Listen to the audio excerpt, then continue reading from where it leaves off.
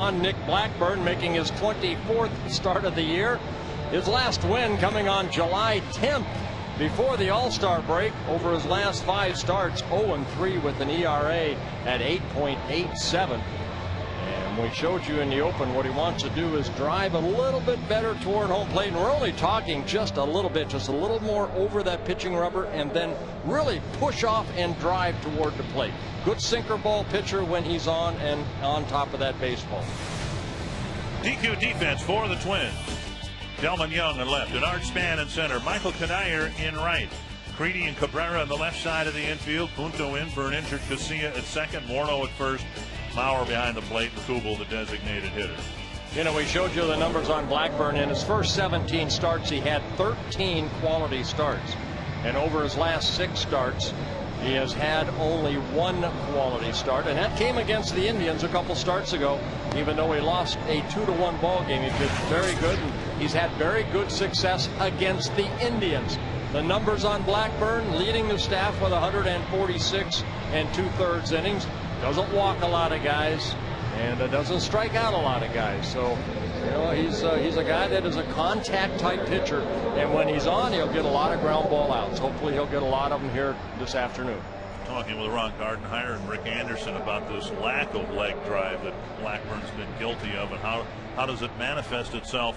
And they both said, well, lack of velocity. When his last start, he was clocked at like 86 miles per hour. He wasn't getting the oomph behind his pitches. Well, he was so concerned about where did my sinker go that he forgot to really push off of that pitching rubber, and that's really where it is. And we'll keep an eye on that here this afternoon. Good start right there. Good fastball down in the strike zone.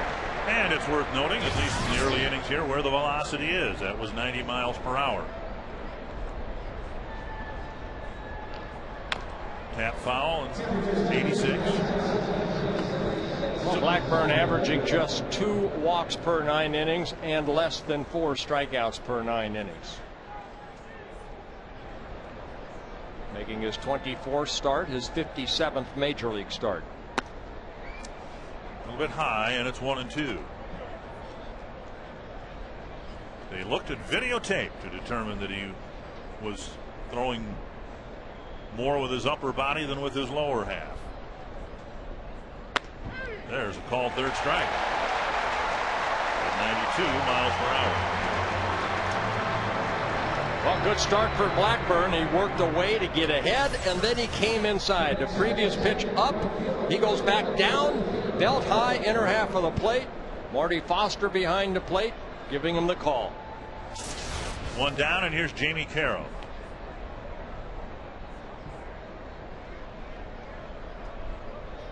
Anderson's had to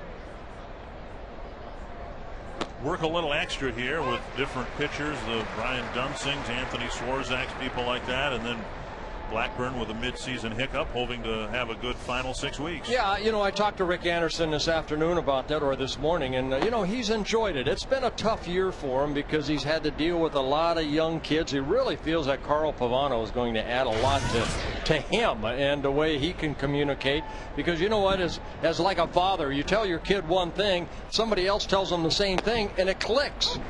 And you say, wait a minute, this is what I've been telling you for the last 6 months, but it didn't come from you, it came from somebody else. So I think Pavano's going to help out these young guys like a Nick Blackburn, a Baker, and also some of the other younger guys.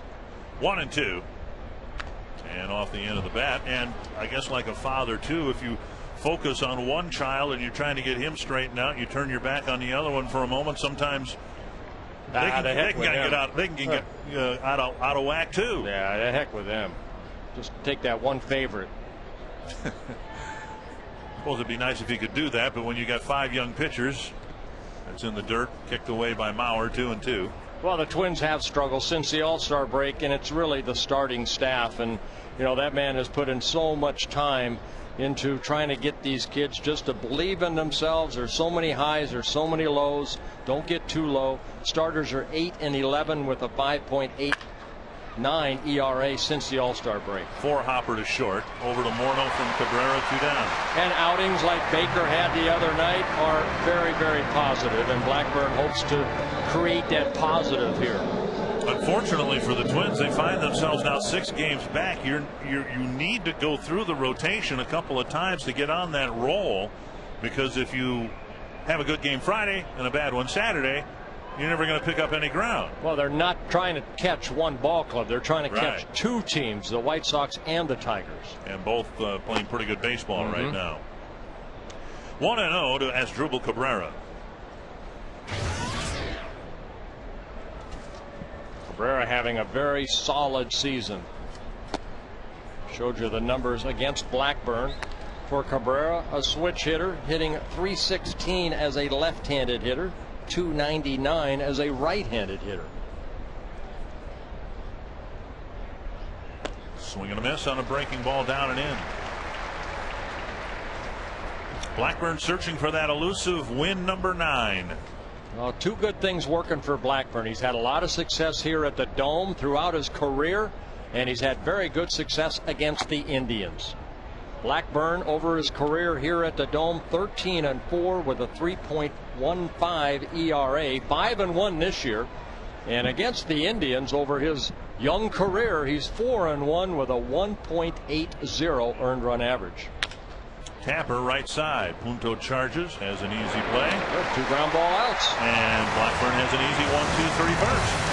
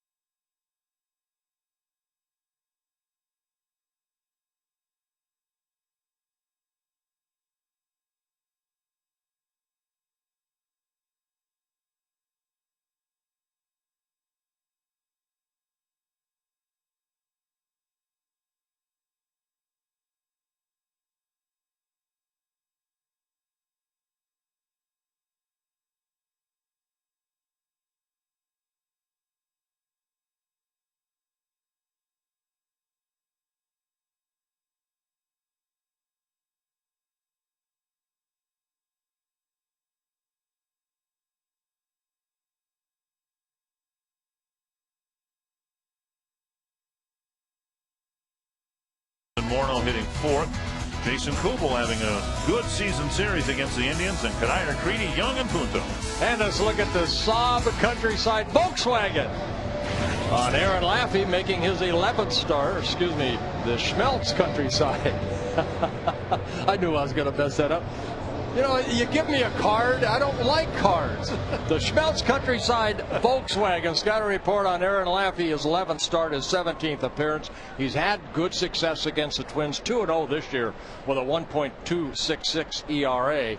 And he's allowed only 2 home runs in 72 innings, so he's done a good job of keeping the ball in the ballpark.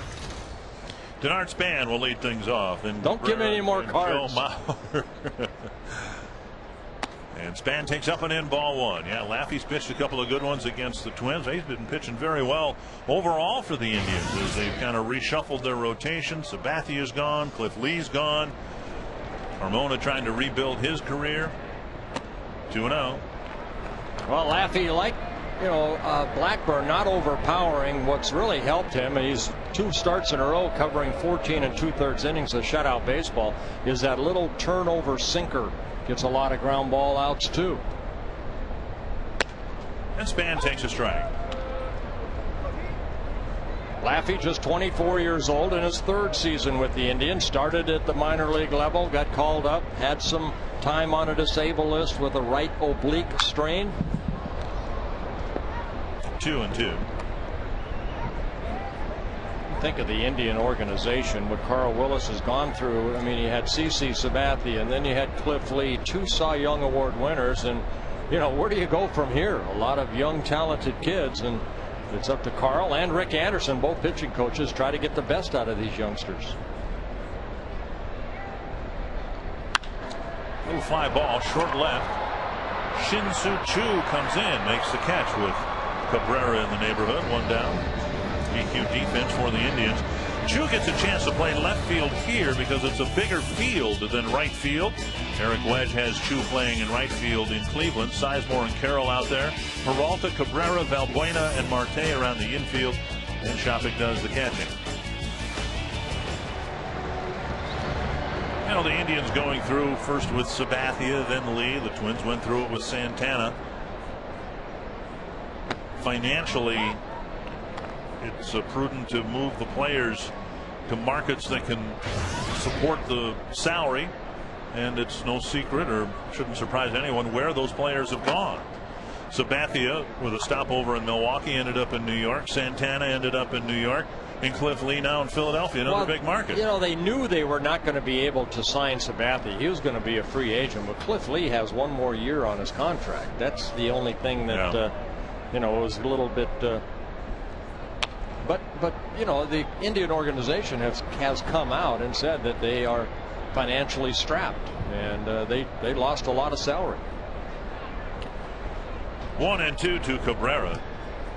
Another trade the Twins made a couple years ago, and the mirror image of it perhaps here with Cabrera.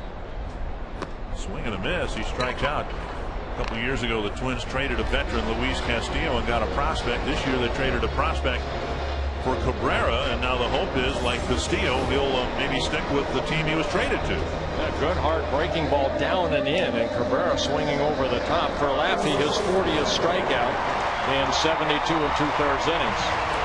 He has 32 walks. I think they do, but I sure hope the fans appreciate what Mauer is doing this year. It has been remarkable, given the ordeal he went through in the wintertime and the spring, missing the first month of the season. He really has a chance to put together an historic season, and the Indians just can't seem to get him out in this series. You see a lot of cameras, a lot of people taking pictures of Joe Mauer. 1-1. Now Laffey has had very good success against left-handed pitcher or hitters. The left-handers coming in hitting only .224, but Joe Mauer and Justin Morneau, good numbers against this left-hander because they're not your typical left-handed hitter. Checked his swing, and it's 2-1. I was talking with Ron Gardenhire this morning about that spell, 3-4 weeks maybe, when Joe's average was dropping on a daily basis, and he said, you know, they were facing a lot of left-handed pitchers during that time, and they were pitching him tough and defending him even tougher. He said Joe was hitting bullets, and he hit him up the middle, and there was a shortstop in the Angel series playing right behind the mound, taking hits away. And he says through his so-called slump, he kept hitting the ball hard, liners to left that the left fielder was positioned to make a catch. His patience at the plate is incredible. Popped up here, didn't do that very often. And Peralta over near the camera well. Doesn't have a play. Very rarely do you see Joe hit the ball in the air to the infield.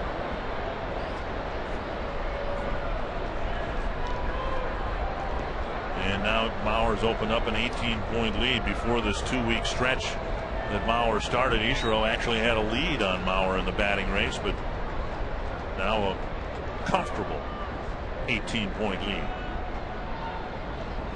Full count. That's deep to left. Shin-Soo Choo to the corner, and he makes the catch. Looked good leaving home plate, but it hung up there for Choo, and Laffey has a 1-2-3 first.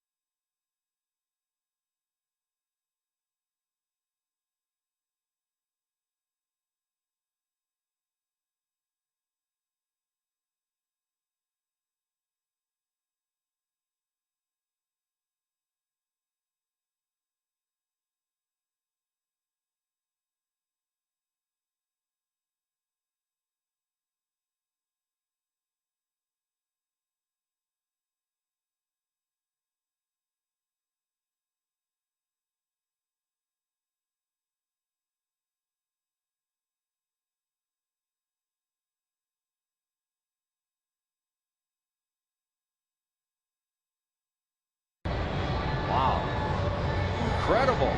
Is that right? She's 29 again. Wow. Congratulations and happy birthday. Shin-Soo Choo will lead off the second for Cleveland. He'll be followed by Johnny Peralta and Travis Hafner.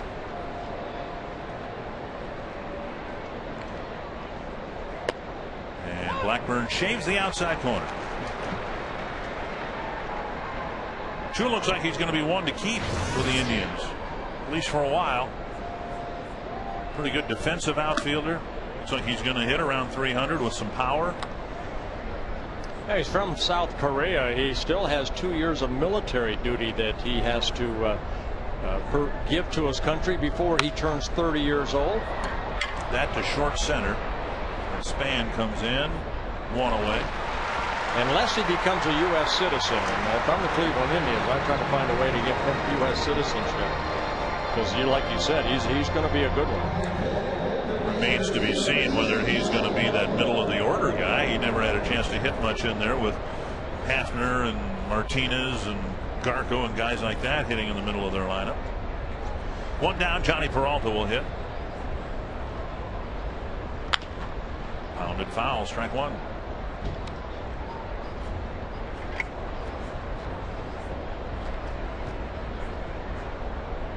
The Indians a little concerned about Peralta's offensive drop-off.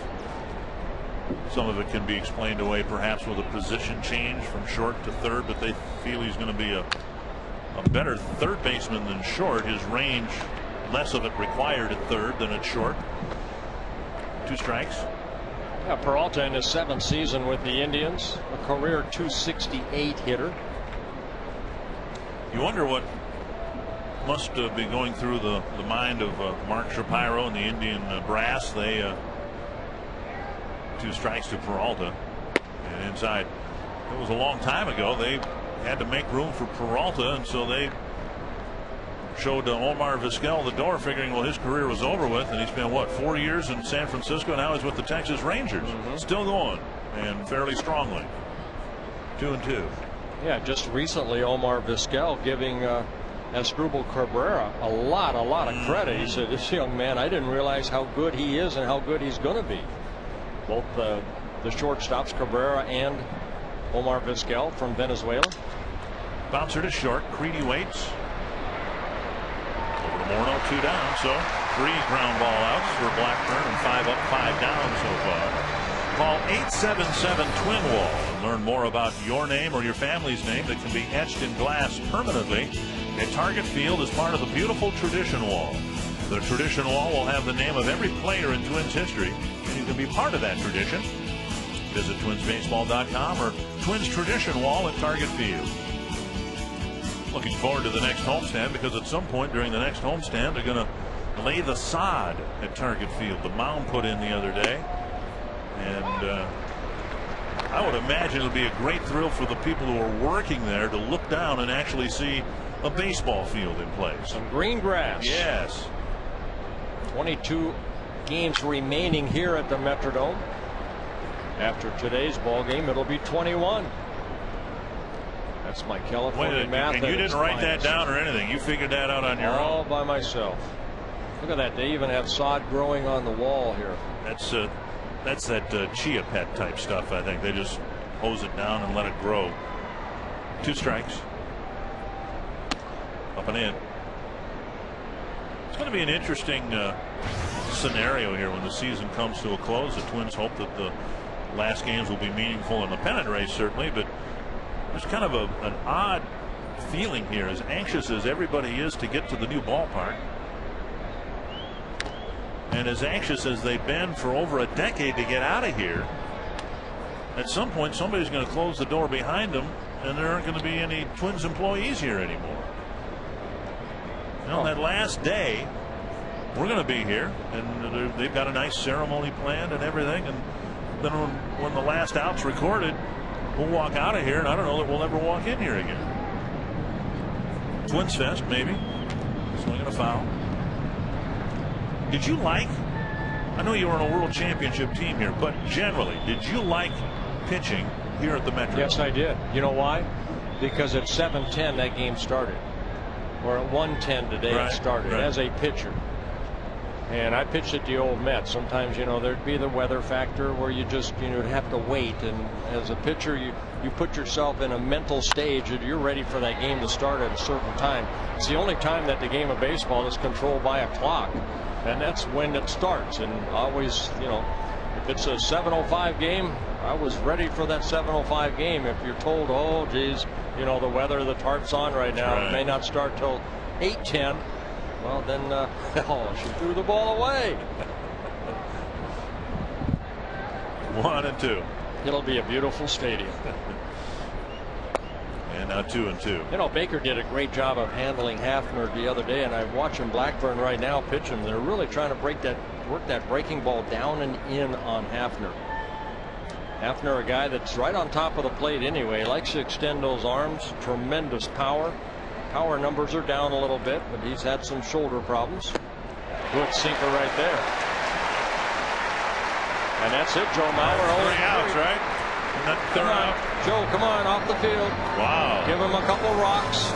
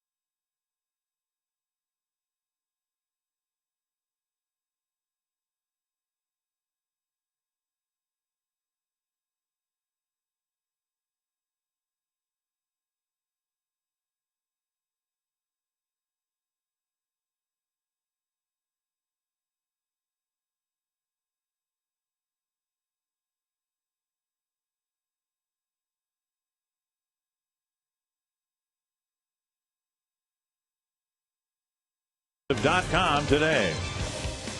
And by Comcast. Call 1-800-COMCAST to find out how to save big with the Comcast Triple Play. Strike 3, and then the ball nearly made it all the way around the horn. Good sinker right there. Joe Mauer stepping out and throwing the ball around, and that's 3, guys.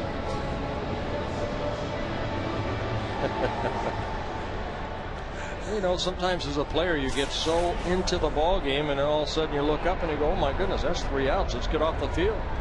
There you go. Well, at least with nobody on base, nobody fired the ball into the seats like Milton Bradley, right? Here's Morneau. Outside, ball 1. And Morneau's had his share of success against Laffey. 5 for 15. Morneau, Kubel, and Kadire trying to get something started. Yesterday's game's so frustrating, and you worked the network telecast with Dick Stockton yesterday, and you know, you just got the sense, even from the first pitch, that whoever was going to score first against a young, unproven pitcher was going to have the advantage. And the Twins had their opportunities. They had the bases loaded, 1 out in the first, didn't get the hit, and then a couple of men left on in the second. And then the Indians got that first run, and maybe less of an issue here, but certainly the Twins would like to break out on top and play with the lead. Chopper to the right side, and Marte to Laffey, 1 away. You can ask us a question or offer up a comment at carsoup.com/baseball. Mike Miller from Mound. During which team, the Twins or the Indians, have had more winning seasons the past 10 years? Gotta believe it's the Twins. Indians have gone through 3 rebuilding stages during that 10-year period. When the Twins took a run at the Indians at the division and led most of the way in 2000 before the Indians came back and pushed past them with that veteran lineup they had. Right afterwards, the Indians went through a rebuilding phase, and then again a few years ago, and now again here. 1-1. Kubel 3 for 4 with a home run. Didn't play yesterday. Driving in 5 Friday night. And he continues to hit bullets against the Indians. Yeah, Jason Kubel has 20 home runs on the year, 6 coming against the Indians. And he came into that at bat hitting .385 this year, 15 for 39 against the Indians. And he's adding to that batting average with 3 doubles, 12 RBIs, and 7 runs scored. So he's been a one-man wrecking crew against the Indians. And that again is one of the disappointing things about the season so far. If the Twins do not get into the playoffs, they'll be watching the playoffs with a middle of a lineup that'll be the envy of just about everybody who's in the playoffs. You got Mauer, Morneau, Kubel, Cuddyer. Fouled away. Well, that's what Cuddyer did yesterday in the first inning with bases loaded. Popped it up to Peralta in foul territory. Great opportunity for the Twins to get some runs and maybe, do something against David Huff. But Huff kind of walked that tightrope for the 5 innings that he worked. Twins were only 2 for 12 with runners in scoring position yesterday, and I think we saw that in that Kansas City series too. It was one of the reasons the Twins, to the surprise of just about everybody, were in contention last year. They were by far the best team in baseball with men in scoring position, and as good as they were last year, that's been one of the shortcomings this year. Cuddyer ropes it to the left field corner. How far can Kubel go?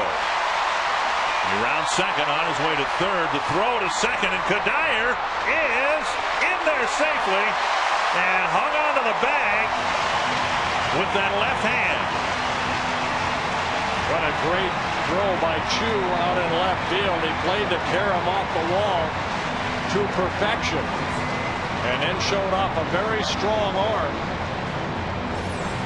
Albuena, the second baseman, had to wait for that ball, but Cuddyer, as he rounded first, I was watching Cuddyer and Chu playing the carom, getting it back in quickly and hustling and sliding on the outfield side. You can see where that ball's coming in as your base runner. So Cuddyer going to the outfield side and just getting that hand on the bag.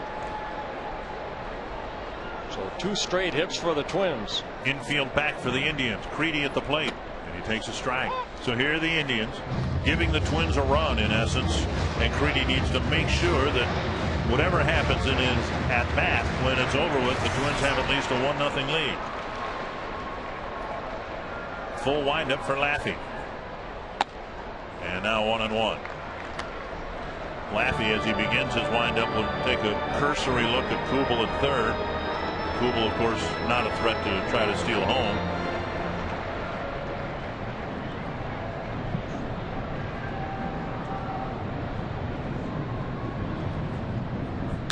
Tapped, and it's 1-2.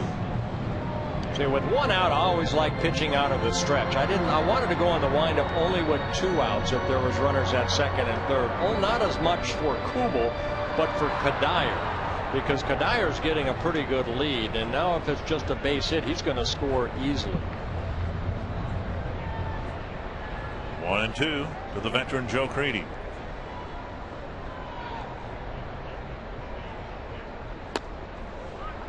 Breaking ball under the arms, 2-2. Creedy just 1 for 9 lifetime against Aaron Laffey. Laffey made his major league debut here in Minnesota back in 2007 in August. Ended up losing to the Twins and Matt Garza 3-2. Check swing, and again down and in, and it's a full count. First base open, and Delman Young on deck. It's the only loss that Laffey has had against the Twins. 2-0 this year with a 1.26 ERA in the 2 previous starts.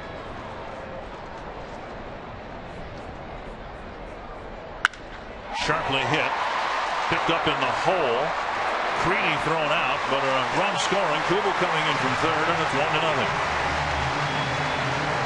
Creedy picking up RBI number 45 on the, or excuse me, 46 on the year. And Cabrera, nice play, going to his right and gets up quickly. And a good throw over to Marte at first for the second out, but Kubel does score the first run of the ball game. And now Delman Young. And Kadire has to stay at second.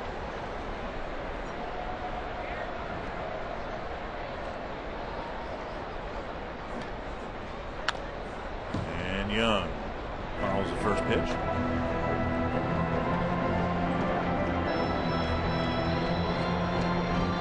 Twins hoping the Royals can beat the Tigers in the series finale at Comerica Park. That game tied in the middle of the game. And start watching out for the White Sox because they're playing pretty good baseball out on the West Coast right now. Foul back.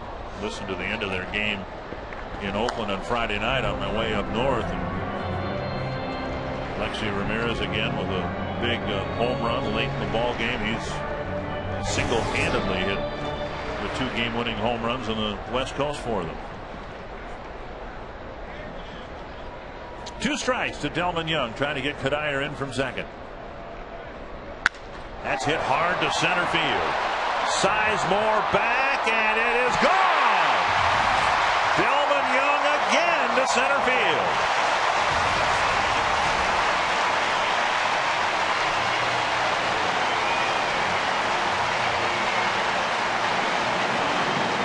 Six home runs for Young, and just from memory, I think all of them have gone to center field.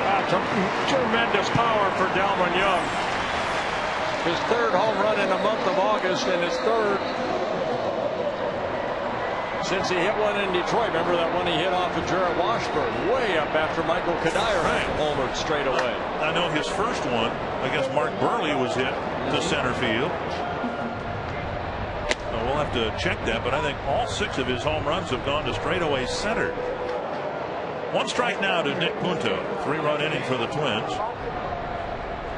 We got people, man. We got people who can figure that out.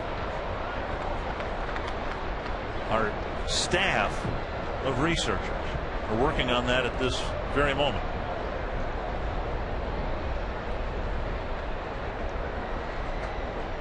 If you listen closely, you can hear them tripping over themselves trying to figure this out. 2-1 to Punto.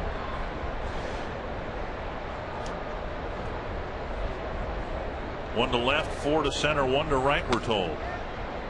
Boy, are they quick. Somebody woke up in the truck. They just made it up. I think I'm right. I think all 6 of them have gone to center field. 2-2.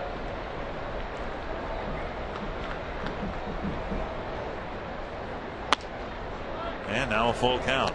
Well, Laffey has just given up only his 3rd home run of the year, and it comes with a man aboard, and the Twins get not just the all-important first run of the game, but 2 more here in the second.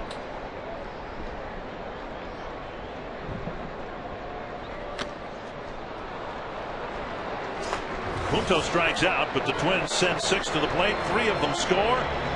And Delman Young hits his 6th home run this year to center field.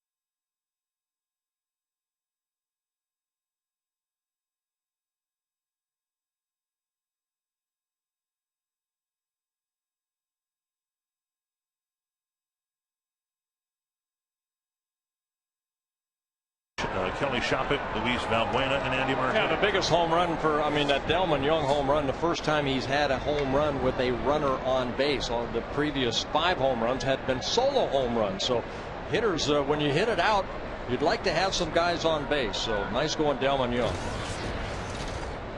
Shoppett, the catcher, leading off the third, and he sends one high and deep down the left field line. Young will chase this ball. And it's gone, a home run. So on the first pitch of the third inning, Blackburn gives up his first hit and run. Shoppett, who hit 21 home runs last year, the most in the American League for a catcher, hits his 10th here. See that pitch up in the strike zone, and that ball was high and it was deep. It was just a matter of it's going to stay fair. And it did stay fair. Well, if you hit them that high, they don't hook that much, do they? Valbuena takes one at the knees on the outside corner.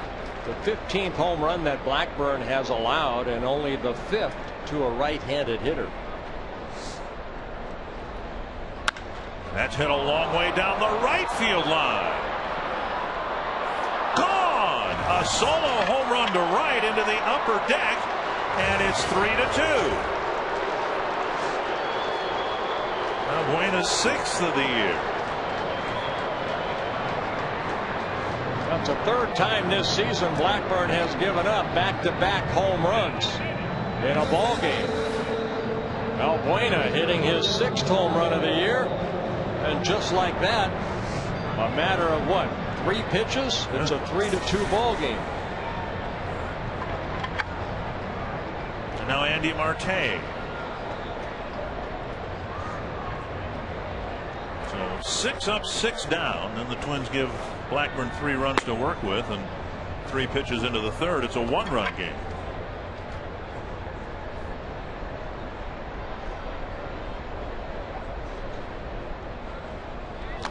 And that hits Marte, and he'll go to first. So Blackburn sailing through 2 innings, and now all sorts of trouble in the third with the bottom of the Cleveland lineup. That's no big deal for the Indians by getting hit by a pitch. That's the 71st time that an Indian has been hit by a pitch. That's the most in the major league, right off the shirt of Marte. You don't want to be hitting the number 9 guy, though. Tying run aboard, and here's Grady Sizemore, called out on strikes to start the ball game.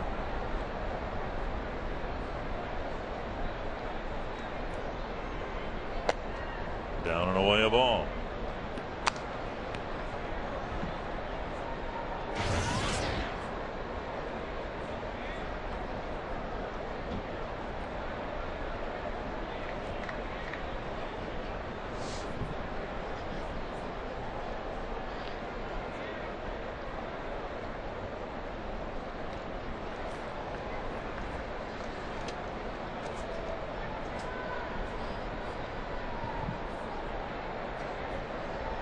Trying to pitch through difficulty here in the third and keep the Twins with the lead.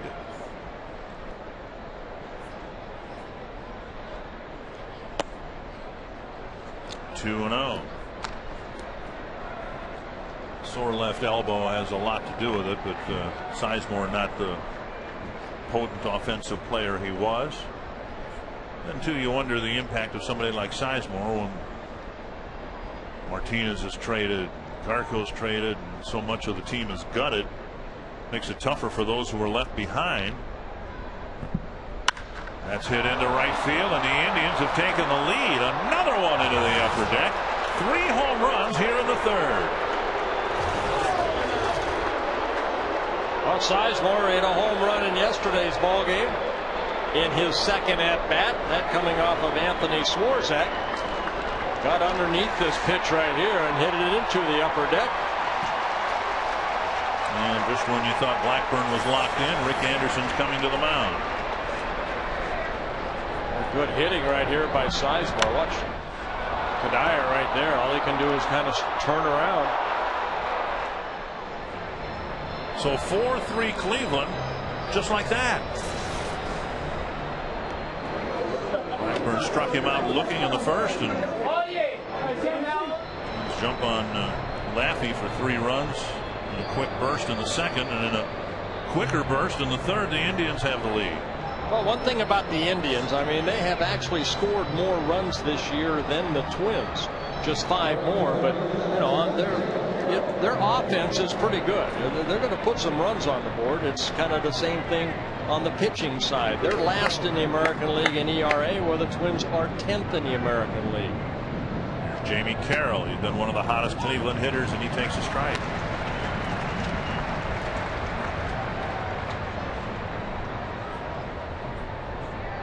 Started with shopping, tattooing the first pitch deep down the left field line. That's where he needs to get back to, hitting the corners. Again, Blackburn not a strikeout pitcher. He needs to work the corners.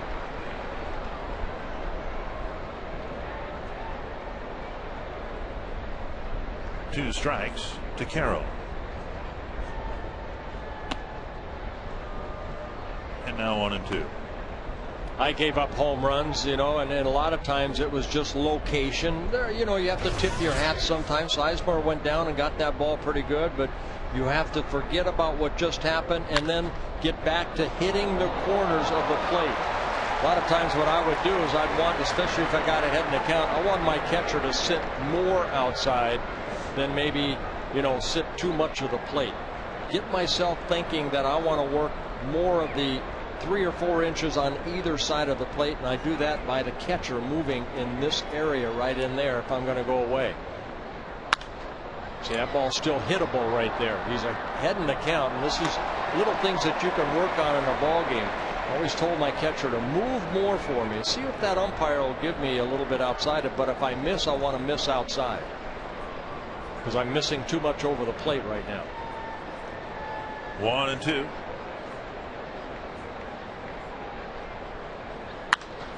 That's to right center field and down for a hit.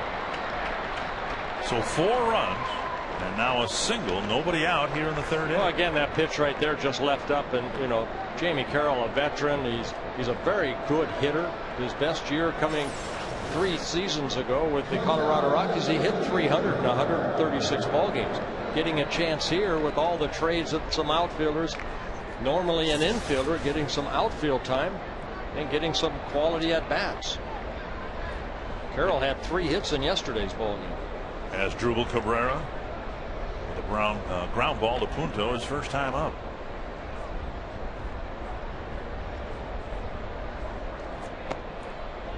Down and in, 1-0. As much as the Indians rave, and Omar Vizquel has raved about Cabrera and his defense, it looks like offensively he's bounced back after a disappointing year last year. Yeah, he's currently on a 10-game hitting streak where he's hitting .410 coming into this ball game. 16 hits in his last 39 at bats. To the left field corner, and Young won't catch it. Make it an 11-game hitting streak. Carroll to third and beyond. He's being waved in, and it's an RBI double and a 5-3 Cleveland lead. The fans a little restless with the developments here in the top of the third inning. Well, it came pretty easy the first half for Nick Blackburn. You know, I mentioned his first 17 starts, 13 quality starts, and just 1 quality start over his last 6 starts. And this is character building time for these young pitchers of the Twins. Herrera at second. Chu, the hitter. And the phone is ringing early again.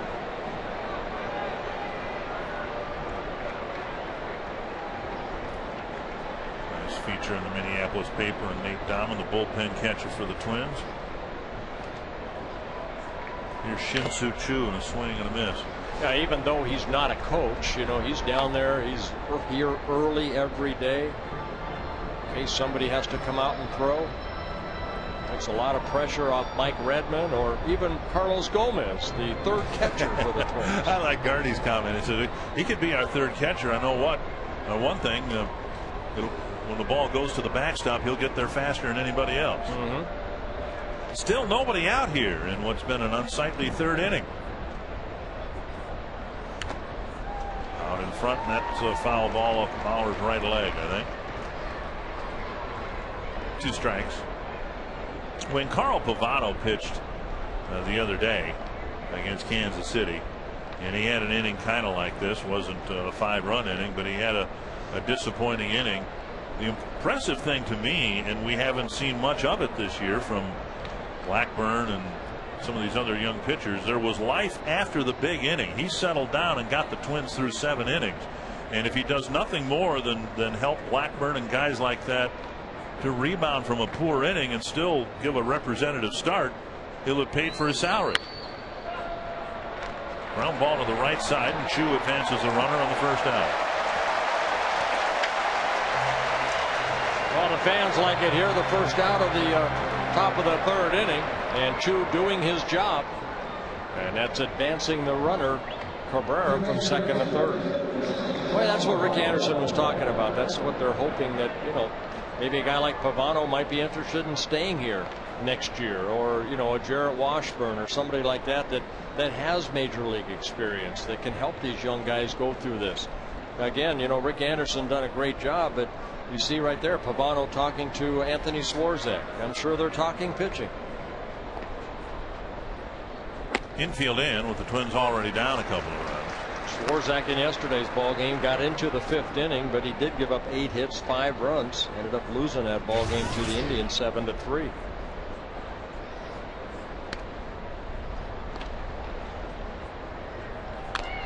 Foul. Well, Twins fans remember when you were reacquired by the Twins in 1985, it wasn't just for the 250, 270 innings you were going to pitch or the wins, but you were supposed to be the lead dog of the pitching staff and lead Frank Viola and show him how to win, and the results speak for themselves. It was a baton that I had when I came back here that was given to me by Jim Perry and Jim Cott, right, because they taught me.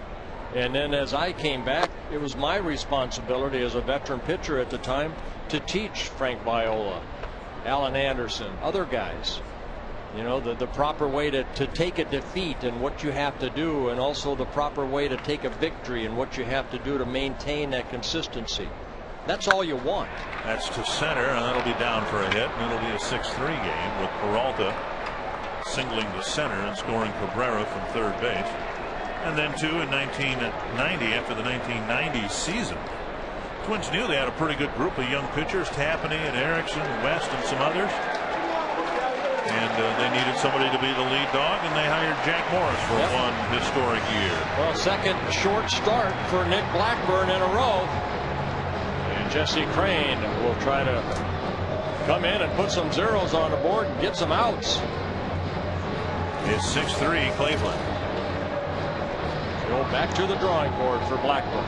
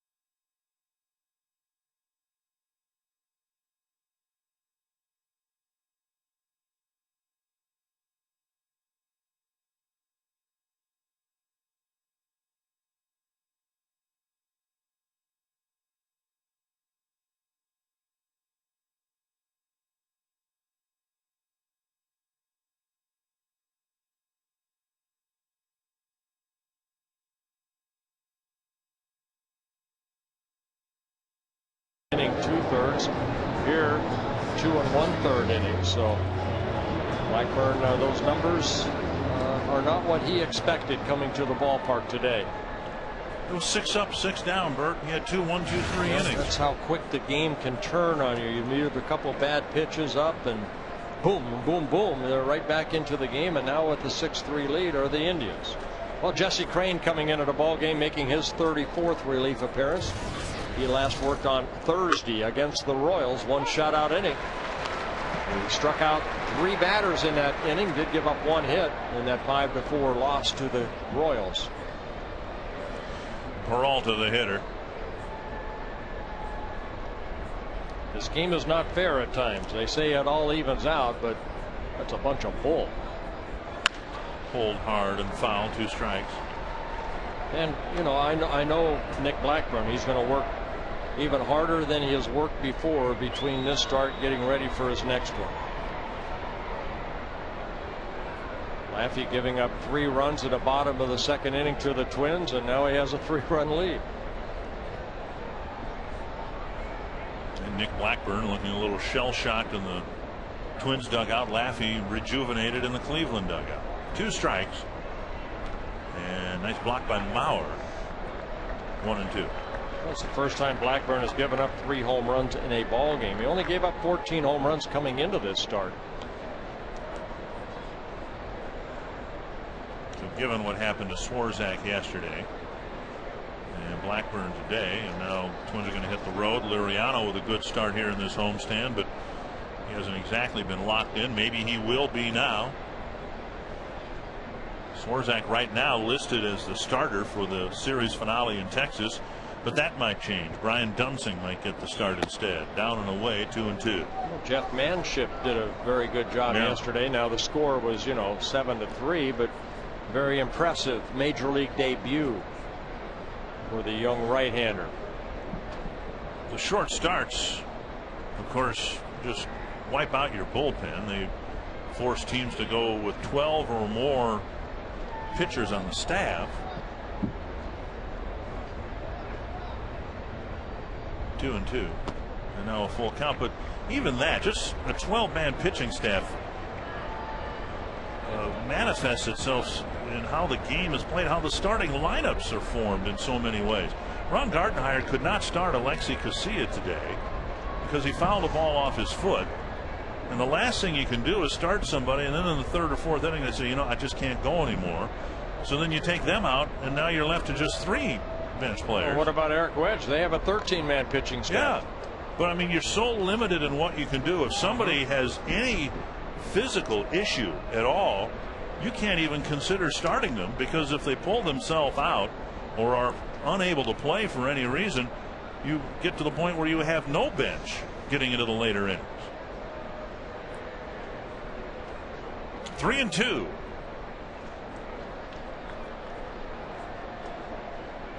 After the 9th man to bat, and Crain, of course, just needs to assert himself and restore some order to this game that has been swept away from the Twins in this 6-run inning. Well, let's see if Peralta is asked to take off right here on a 3-2 pitch. He holds ground as Hafner strikes out.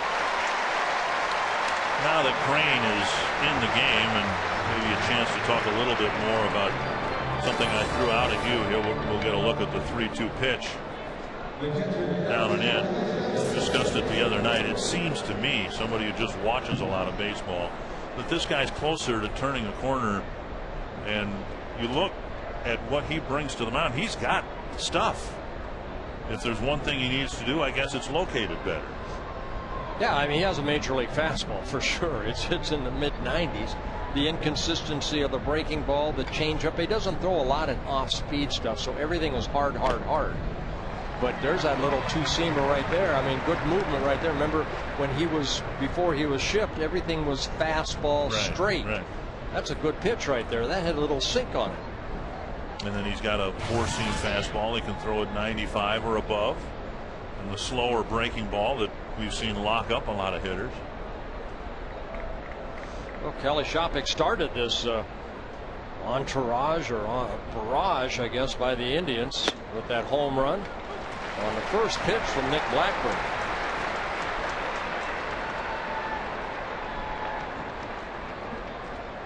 There's been way too many of these ugly big number innings given up by the Twins pitching staff. Well, you have to look at it right now. The Twins are down 3-0, and you know, that's hopefully Jesse can get this last out. The Twins put 1 or 2 on the board and get back into this ball game. Taking the ball away. See, that's the inconsistency he's had with that curveball. So hitters are going to say, you know what, they're going to basically spit on that breaking ball, and I'm going to look for the fastball. But if you can add that slider or some type of movement on that fastball, that creates another pitch that he has confidence in.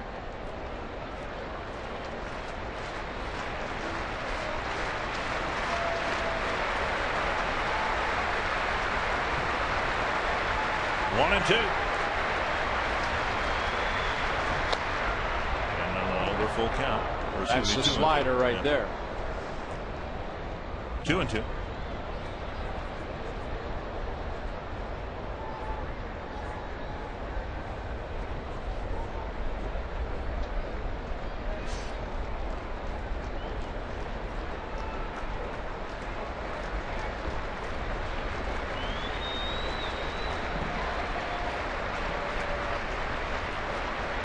Popped up a foul ball that should reach the seats.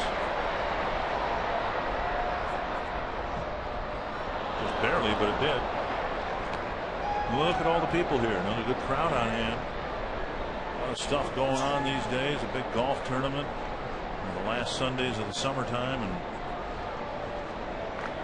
Twins can be comforted in knowing they've gotten great fan support this year. Yes, they have. Great crowd last night or yesterday. 33,000 plus. 27 home games they've had over 30,000, and 13 consecutive games of 30,000 or more. Chopper up the line, foul. And won't that be nice to be at a game, talk about a game, and we will know. Doesn't mean we're not going to foul it up, but we'll know whether it's a day game or a night game. See, I make that same mistake too. You talk about yesterday's game as a night game, but it was an afternoon game, I guess, and finished at night. Well, there's sometimes on a Sunday afternoon game like this, we leave and I go outside and I'm thinking it's going to be dark outside, and the sun's still out. And I realize, hey, today's Sunday. We did start this game at 1 o'clock. 2-2 to Shopping. And another foul.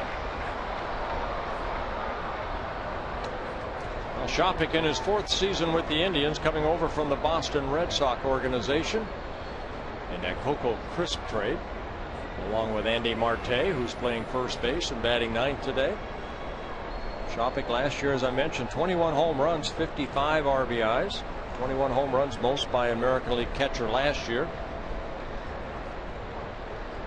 Getting a chance to play now that Victor Martinez is in Boston. And getting some big hits for the Red Sox. 2-2.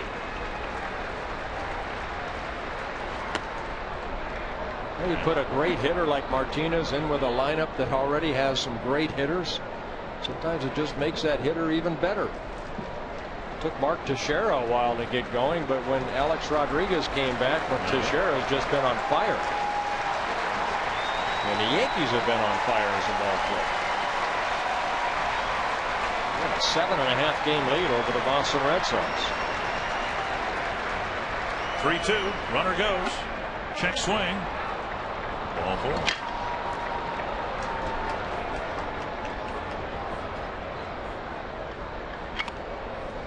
Twins fans, we've got an important My29 channel change alert. Coming up on Tuesday, WFTC My29 is changing channel positions. If any TV in your home uses an antenna to receive signals, you'll need to rescan your television or converter box. So to see your favorite shows like 2.5 Men and the Twins, so on and so forth, the Simpsons, you got to rescan your television or converter box on Tuesday. And if you'd like some help, call KMSB WFTC at 952-944-9999. And a bobble up the middle will load the bases. That's the last thing you need right there after the Indians have just clobbered the heck out of the ball, is for an error to happen. And Cabrera making his 4th error as a Twin. Right off the end of the bat, the ball going up the middle. Cabrera getting it on that little short hop and maybe taking his eye off the ball. Right there. You kind of see he just didn't watch that ball go into the glove. So an error charge to Cabrera, and here's Marte with a chance to really, I was going to say do some damage, but hasn't there been enough done already? Yeah, he's due to make it out. Let's go. Hit by a pitch his first time up earlier this inning. Ball 1.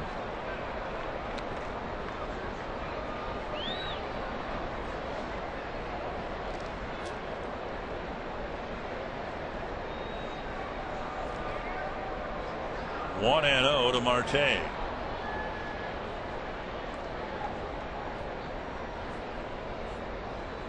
Popped up, fouling out of play.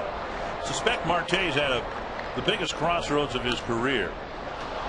For a while he was with the Indians because he was out of options.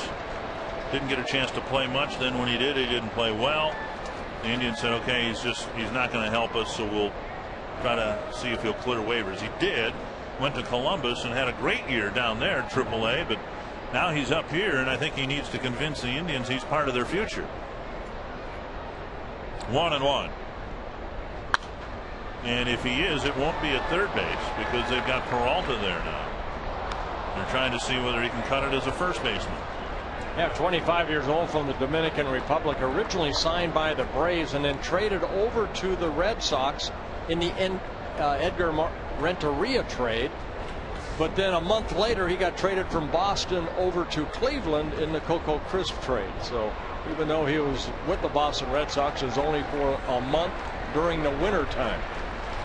This is the 20th pitch of Jesse Crane's inning. That ought to give you further evidence of what a mess this has been. Curve tapped to third. Creedy has it. It was a short way to end the inning. The Indians leave the bases full, but they did score 6 times and knocked out Nick Blackburn in the third.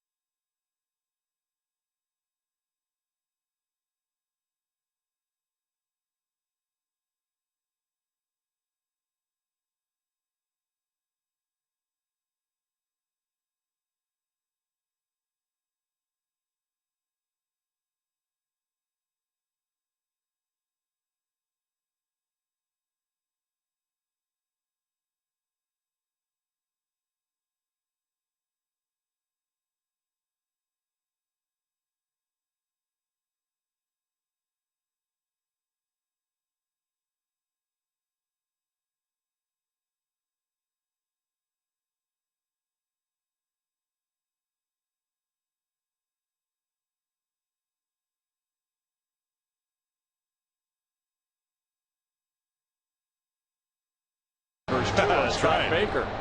Starters 2 and 3 with a 6.68 ERA.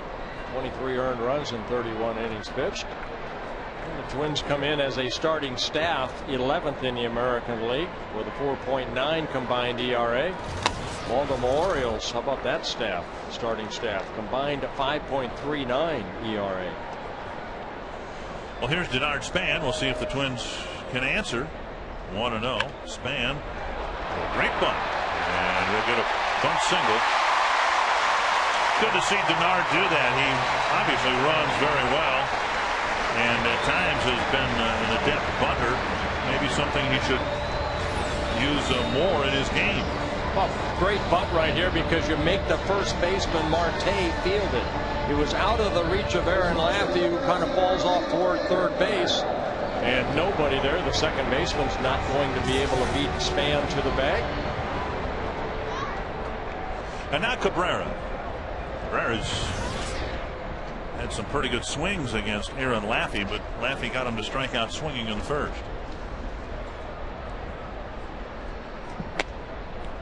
Called strike. So that's what you can do when you have speed. Now Span yesterday 0 for 5 in a ball game, 0 for 2 in his last at bats here on Friday, and 0 for 1 so far here. And then you're able to lay down a bunt and beat it out, and get that 0 for behind you. Lined into the Watch crowd. out. Watch out. You really have to pay attention to the game. I think it hit an empty seat, thankfully. That's amazing.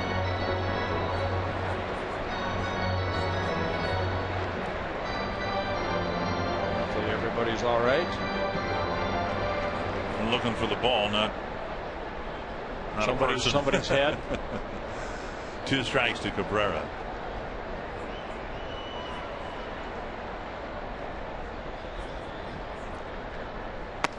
You talked about the speed of Span, and that's brought up whenever somebody mentions the possibility that at some point Joe Mauer might be able to hit 400.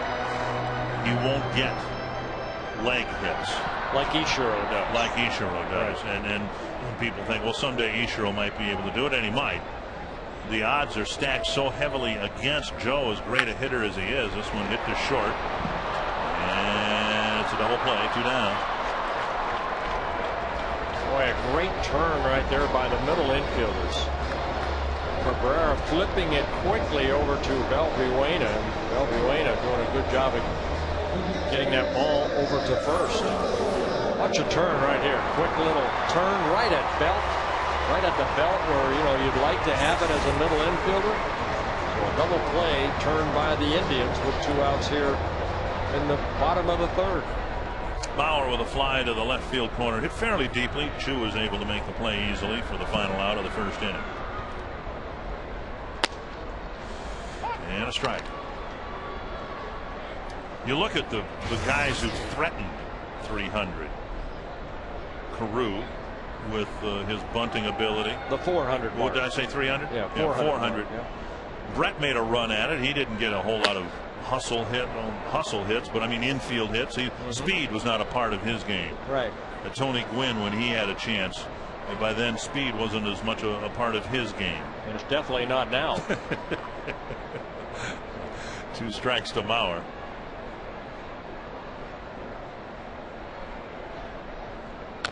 Tap foul. So what Joe is doing here, hitting in the 370s, is really remarkable on so many levels, because he's gotten some bunt hits, but they've been when third basemen have been playing in short left field. One thing about Mauer, he's such a good eye at the plate. Struck out 46 times. He's walked 46 times. And as the season winds down, he'll walk more than he strikes out. Even that pitch right there, that was a good breaking ball down and away, and this is what good hitters are able to do, just foul it off. Hope that Laffey makes a mistake. Live to see another pitch. 2 strikes to Mauer.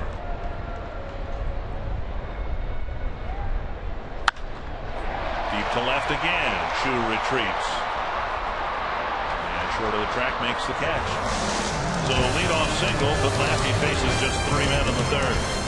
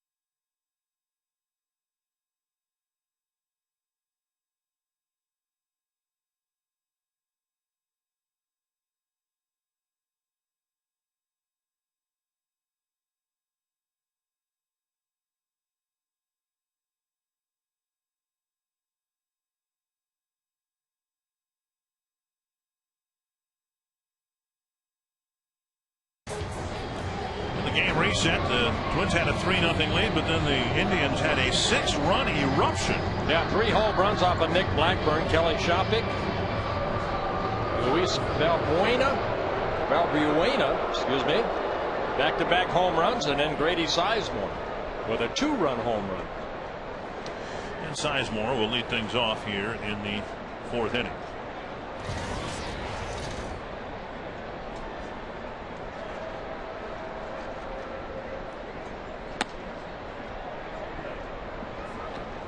One and 0 to Sizemore.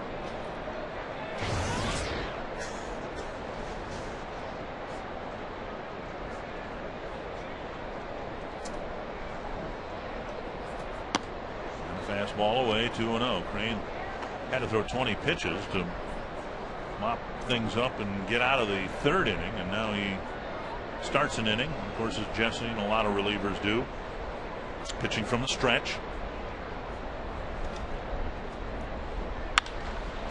Cracked into the right field corner, and the 4th inning starts with an extra base hit for Sizemore. So a leadoff double here in the 4th. Well, he fell behind an account, came in with that straight fastball, and Sizemore jumped all over it. His 17th double of the year. See, the location becomes batting practice when you start leaving balls up like that. Sizemore did not miss it. Kanier getting it in quickly, but Sizemore and his speed at second. Carroll delivered an opposite field single and then came in on Cabrera's double, all part of a 6-run 3rd inning when the Indians came back from a 3-run deficit and put the Twins in a 3-run hole. Belt high strike. And Carroll knows what his job is right here, and that's what Chu did last inning, just get the runner over to 3rd.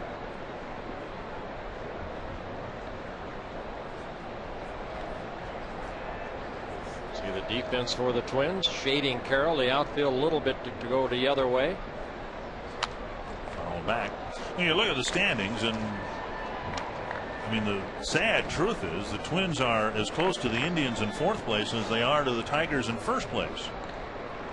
And you know, the Indians over a month ago threw in their cards and said it's not going to happen. There's Jeff Manship, who got the 9th inning in yesterday's game. Yeah, you want to go up the ladder, not down the ladder. Yes, and the Twins had been 5.5 out a number of times before. Have never been 6 games back. 1 and 2. And you got 2 teams now, the Tigers and White Sox, starting to get a little traction maybe, and White Sox are hoping to get Jake Peavy back. Freddie Garcia is going to start for him later this week. And the Twins are left with a rotation that right now is in tatters. A good job by Carroll flipping that pitch foul. Well, there's a word named character, and that's what events like what's happening to the Twins right now, it creates character. Offensively, you know, the Twins can put some runs on the board. Do they have to score 7-8 runs a ball game to win? That's very difficult to do until the starting staff gets more consistent. You're going to have games like this, and we've seen it, particularly in the 2nd half. The Twins were within range certainly at the All-Star break, and they were hoping for bigger and better things from the rotation, and just the opposite has happened. Yeah, I mentioned before, coming in since the All-Star break, the starters are 8-11 with an ERA at almost 6, 5.89. 2-2. And again, Carroll trying to push that ball to the right side. Carroll, the old man on the Indians, 35 years old, in his 2nd season with the Indians. Came up with the Expos, then went over to the Nationals when the Expos went to Washington. 2 seasons with the Rockies in his 2nd season here. Right now he's hitting and playing like a man who will be drawing some interest from other teams before this month is out. Who wouldn't want a utility player hitting over 300? Now, he's not going to be a great outfielder, but if he can play out there at all as he's done in this series, that might even draw more flies, if you will. You want to show your versatility when you get older. You know, guys, you can stay around the game of baseball when you can not only play every infield position, He can also play the outfield. Crane having a tough time with his pitch count. He's thrown 30 here. Trying to finally put Carroll back in the dugout. Here's a fly ball to right, and the veteran with a fly to right. Kadire with a strong throw. Here's a throw to third, offline a little bit. Had it been on target, they might have had a shot at Sizemore. One away. Well, Kadire getting behind that ball, and it's going to take a perfect throw to get Sizemore, because Sizemore and his speed. Kadire getting behind it nicely, and then the one hop, two hop, and then a strong throw, but it's just on the outfield side. So Carroll doing his job by getting that fly ball deep enough to get Sizemore over to third. Down by 3, the Twins will bring the infield in for Cabrera. So professional plate appearance by Jamie Carroll, getting the job done and advancing the runner to third. And now Cabrera lifts one foul into the seats.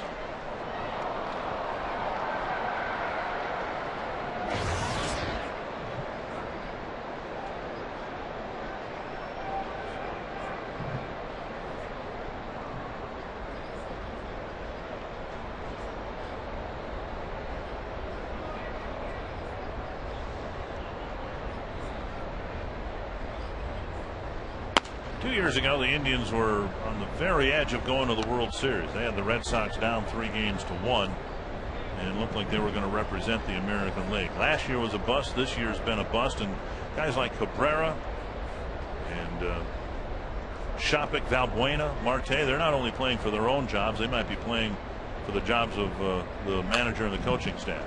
Whether it should be that way or not is debatable, of course, but you know, fans sometimes have short memories, and I think in Cleveland, Eric Wedge, who was the manager of the year 2 years ago, has been held responsible for the bust of 2008 and the bust of 2009.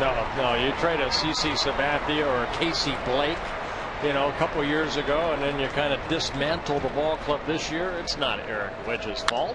But you know what I'm saying. Fans want somebody held accountable, and they see Eric Wedge's face on TV every night when they watch the telecast. They don't see Mark Shapiro's or the owner's face on TV. Somebody's got to be the dartboard. But I think fans, Dick, are smarter than that. They know what the Indians have had to do because of their financial problems there, and you know, the Twins went through it.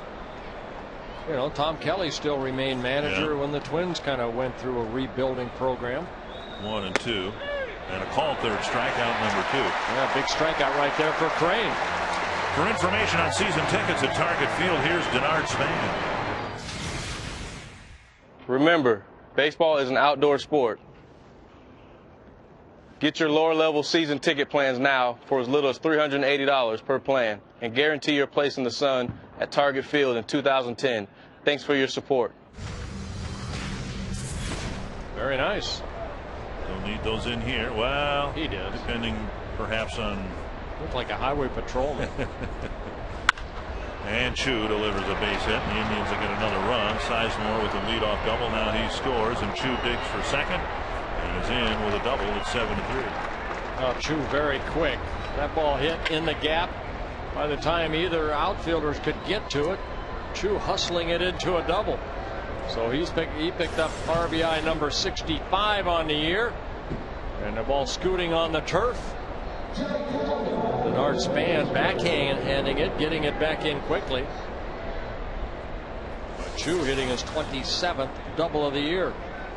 Just to be clear, I'm not advocating Eric Wedge or the coaches losing their jobs. I'd be very disappointed if that were to happen, because I tell people one of the reasons the Twins have had a run of success here since 2000 on is they did not overreact when things were struggling baseball wise here in the late 90s. The stability that the organization showed is one of the reasons why Ron Gardenhire's been so successful here the last few years. Well, I mean, you mentioned 2 years ago he's the American League Manager of the Year, Eric Wedge. They won 96 ball games. Last year they played an even 500. They're hoping to get back to the 500 mark this year, but you know, they're 16 games under. That man right there has put a lot of time in. I mentioned Carl Willis, you know, the pitching coach. You lose Eric Wedge, and maybe you miss you miss out on a very good pitching coach right there. He's had 2 Cy Young Award winners that they took from underneath underneath them and said, you know, we're going to go young again. It's just the way it is. 2 strikes to Peralta. We're not talking Yankees here. We're not talking Boston. No. And I think it's maybe more important for smaller markets like Cleveland and Minnesota to have some stability at the top of the field staff, the manager and the coaches, rather than the volatility that you see in some other markets. 2 strikes to Peralta. Crane's given another run back here in the 4th. Breaking ball missing. Regarding Willis, I go back to something that Buddy Bell told me a long time ago when Buddy was last managing the Royals. He said, of all the pitching coaches Buddy Bell had been around, and he played for what, 18 years, something like that, coached him that, he had more respect for Carl Willis as a pitching coach than any other pitching coach he'd been around. Very, very nicely said. Foul back. Buddy his point was Carl has a great rapport with the pitchers that he's had a chance to work with, and got to be a psychiatrist, psychologist, half dozen other. Well, the biggest thing is just a good communicator, you know, and then to break down everybody is different. No 2 pitchers are the same. 1-2 to Peralta.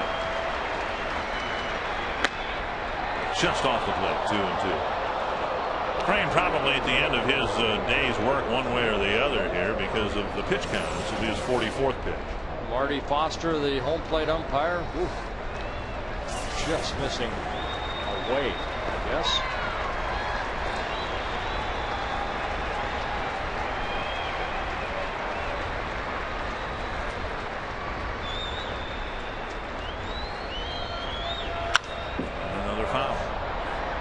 Crane's longest outing this year, 3 times he has gone 2 innings.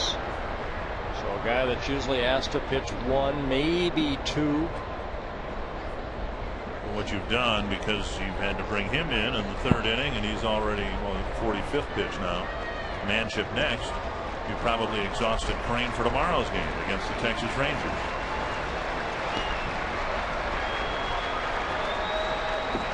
Chu at second. Peralta's been at the plate for about 4 minutes. 3-2.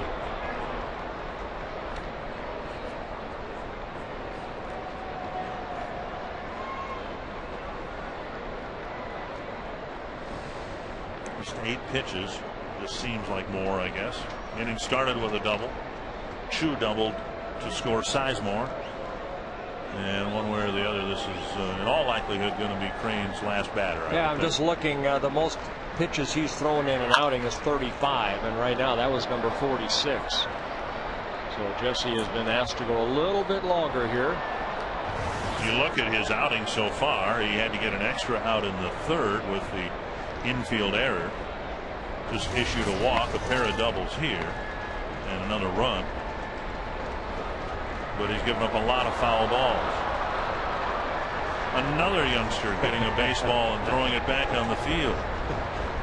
Mama says, don't give it to him. He's going to throw it again.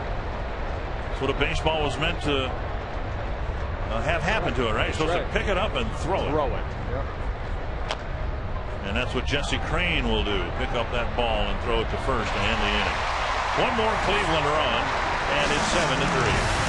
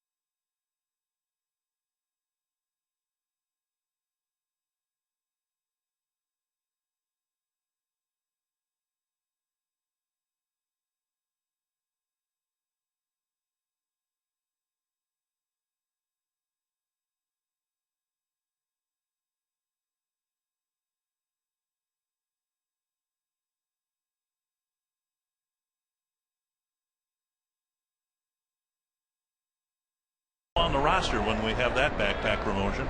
Tickets for Target Back to School Weekend are on sale today at twinsbaseball.com or call 800-33-TWINS. I say that because the Indians had a similar promotion with Victor Martinez, and one weekend they had a catcher's mitt, a bobblehead, and then the backpack chest protector thing that similar, I guess, to what the Twins are giving away. And Martinez was in Boston at that point. Morneau with a 1-0 count. Big swing and a foul, 1-1, and that staggers Shopping. Did they ever do that when you were playing with the Twins? Did they have any? I mean, I know they had, you know, Dairy Day, Campers Weekend, Bat Day, and all that. But did they ever have something specifically for a player? They had pins. They had, I think, pictures that they would give out. That's about all I remember. They didn't have like a Burt Blyleven Jersey Day or anything like that? No. 1-1 to Morneau. 2-1.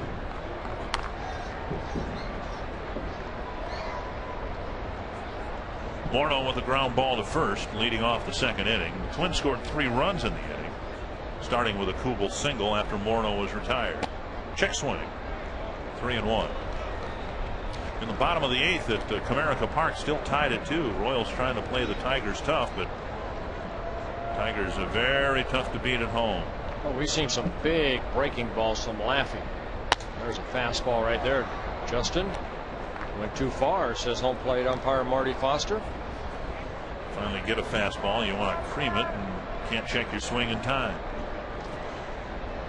3-2. Laffey been, after giving up 3, has been staked to a 4-run lead.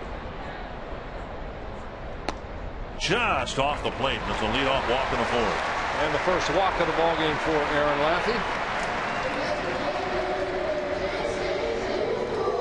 Kubel lined a single to left in front of Kadayer's double, and then Young's home run, and the Twins had a 3-0 lead. And Nick Blackburn struggled in the top of the 3rd inning.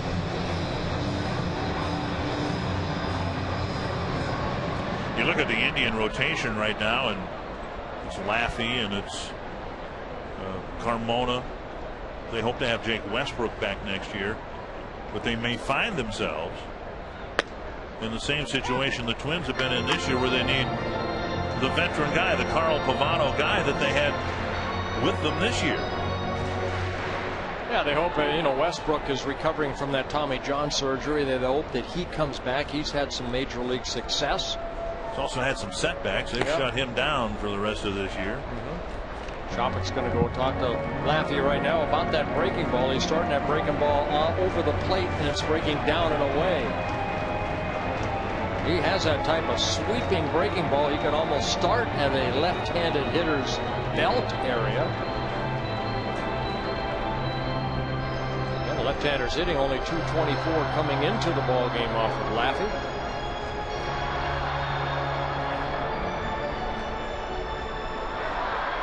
One and 1 to Kubel.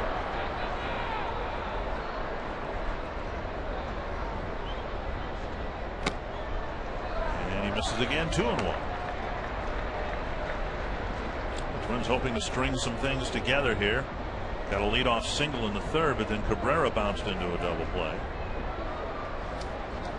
They need to answer. They need to find a way to come back and win this game. Got a tough road trip coming up starting tomorrow. Here's a drive to center. Sizemore retreating, and he makes a nice loping catch short of the warning track. So Kubel hit the stuffing out of the ball to center field for the first out. Well, it's fun to watch center fielders. Grady Sizemore, a 2-time Rolling Gold Glove winner, react to a ball that is hit over his head. Kubel hitting this ball sharply, but Sizemore right away, he senses it, he goes back, makes a nice running catch right there. Saw it from Torrey Hunter, Kirby Puckett, you see it from Gomez Span. Cat-like instincts for a center fielder. Here's Kadayer.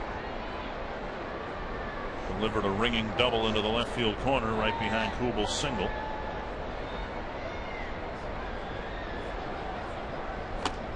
Inside, ball 1. Yeah, Laffey left a changeup up, and Kadayer got the barrel of the bat out quickly and lined it down that left field line.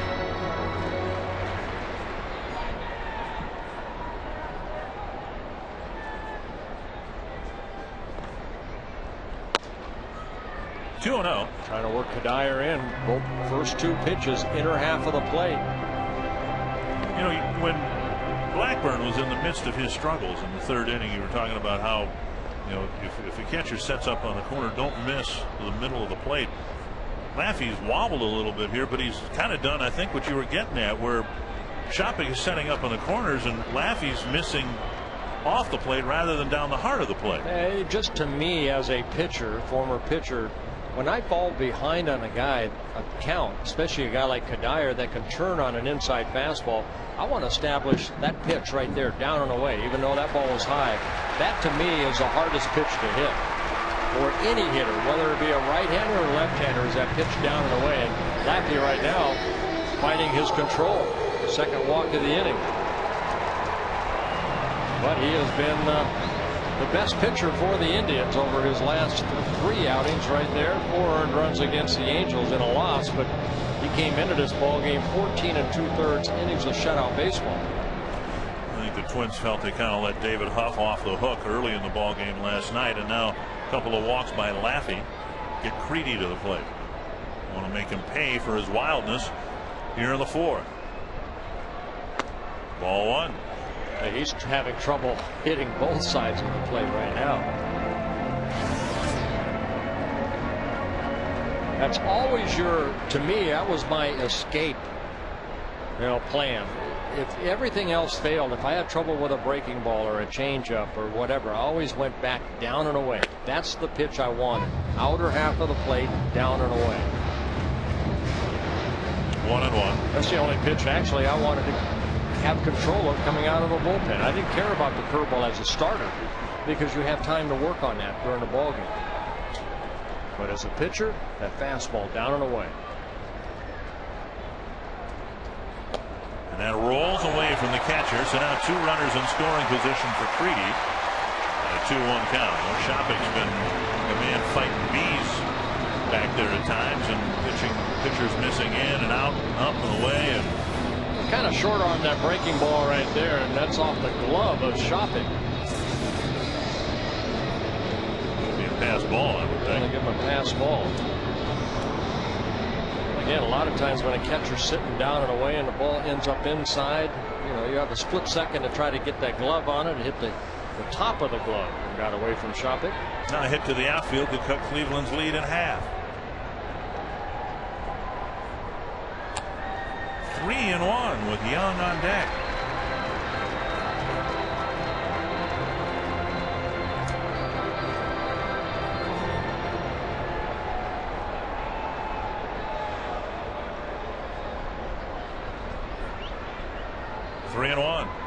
Wow, he's lost it. He's walked the bases full. It's time for Carl Willis to walk out. There he comes. He's going to jog out. He's not going to walk out. Nobody warming up. And of course, Laffey, to qualify for his 7th win, has got to get through 5 innings, and he's wobbling significantly here in the 4th.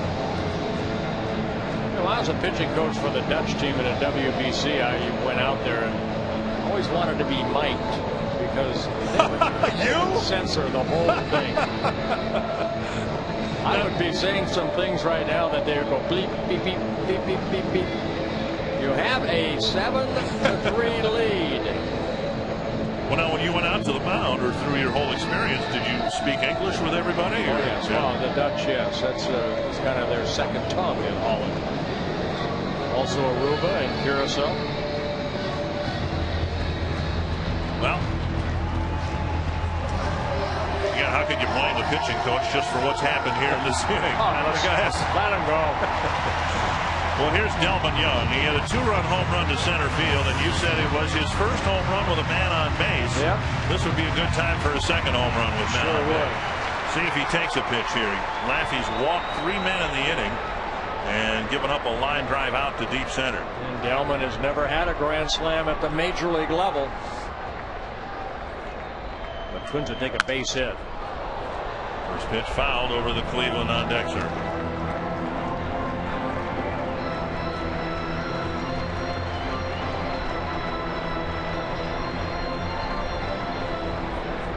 Laffey with that sinker that he can throw, quite capable of getting out of this inning with one good pitch. And he gets ahead of Young, 0-2. Yeah, he's had 16 double plays turned behind him. Aaron Laffey has. But right now, really fighting the control. He has been able to get ahead of Young. See the outfield shading Young a little bit toward the right field. Sizemore playing over on off the second base side. Chu giving Young a lot of room down that left field line. You got a piece to stay alive.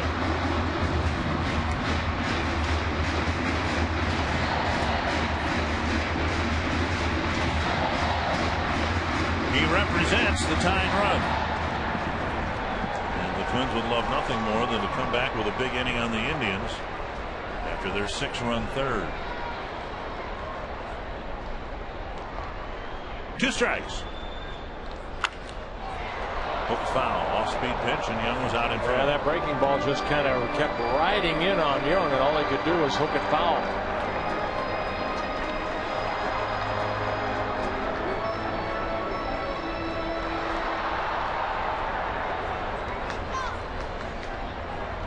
That breaking ball's kind of flat right now.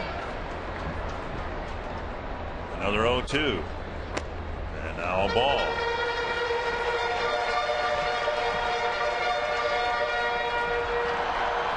Well, the Twins strung 3 hits together to score 3 runs in the second.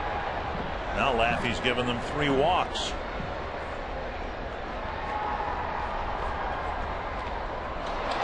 Shopping with a great dig on a pitch down in the dirt. It's 2-2. Well, he knows a breaking ball's coming. Watch the spin of this ball. Trying to go underneath that zone, and Shopping keeping that ball in front of him.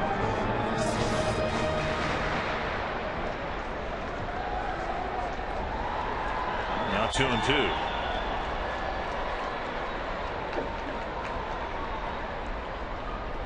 Laffey on the ropes. Now the rope just wow. 3 walks and he gets out of the inning. It's still 7-3.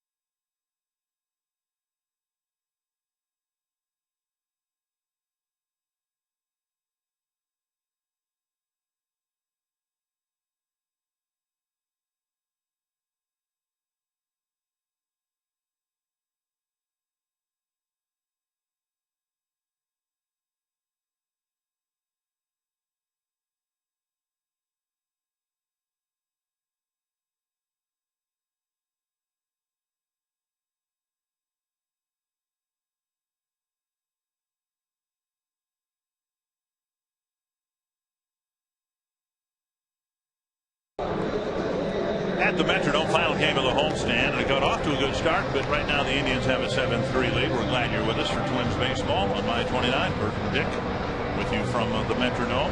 4 games in Texas, 3 in Kansas City coming up. And you got your first look, I guess we all did, of Jeff Manship last night.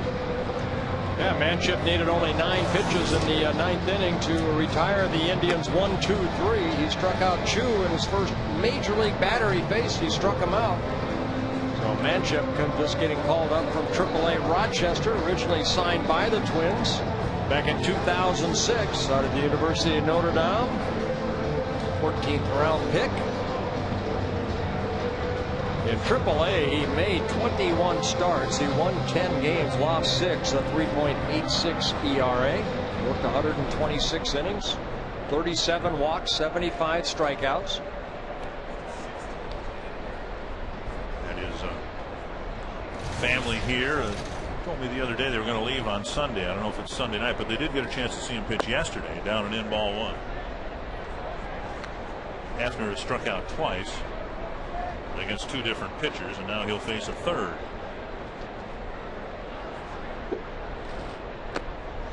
Two 2-0. Manship said he wasn't as nervous as he thought he was going to be in his major league debut last night. Score of the game had something to do with it. If you were watching a game the other night, Justin Masterson pitched for the Cleveland Indians. A ground ball right to Puto for the first out, and I was talking about the long arm that he has, and Manship almost a short arm. Very high leg kick, but boy, that arm comes in through quick. Arby's trivia on a Sunday afternoon, running out of Sunday afternoons this summer. Who was the last Cleveland player to lead the league in being hit by a pitch? Only Shopik leading the league in that department. He's been plucked, what, 16 times this year, I think? Biggio never played for the Indians. Don Baylor never played for the Indians. Tim Foley got hit a lot when we were teammates in Pittsburgh, but there was a reason there. People didn't like him? No, but we didn't even like Tim Foley. Swing and a miss, 2 strike. You're going to see him next weekend. I'll see him next weekend, yeah. I'll probably hit him. Big Pirate reunion, a reunion of the '79 World Championship Ball Club. That'll be good to see everybody. Does it seem like 30 years ago? No, not at all. It seemed like 30 years ago to me, and I was just watching on TV. 2 strikes to Kelly Shopik. And a little chopper, and it'll hit the bag. So Shopik has an infield hit in front of Creedy. Manship had retired the first 4 batters he faced at the major league level, and then your first major league hit that you allow is this, a swinging bunt.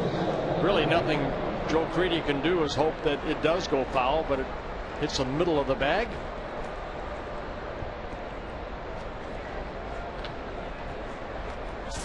Shopik, who hit a home run, gets an infield base hit. Valbuena homered into the upper deck in right. Then he reached on a Cabrera error. Thankfully, the error didn't make a bigger mess out of the 3rd inning. The Indians got their 6 runs. The error filled the bases, and Jesse Crain was able to get Marte to get out of the inning. 2-0. Manship looks like he has that good sink on the fastball, ground ball type pitcher. Scouting report says he has a very good curveball. Voted the best curveball in the Twins minor league system. So it looked like a changeup right there. 2-1. It's interesting. You look at the pitchers the Twins have called up to the major league club, and while they almost all have pitched out of the bullpen, they've all been starters in Rochester. And that's by necessity, because that's with all the short starts, the Twins need relievers who are stretched out a little bit and can pitch multiple innings, pitch grounded foul. Yeah, we showed you Brian Dunsing, Anthony Swarzak, and now Manship, and also Kevin Mulvey was up earlier. Keppel, another one who was starting in Rochester. Yep. Now Keppel had some major league experience, but these guys all getting a chance to some of that get some time in, and get some innings in. Some of that I would imagine not that surprising. 2-2. It's a half swing, should be strike 3. That's the curveball right there. Good downward break. And no swing. I thought he went.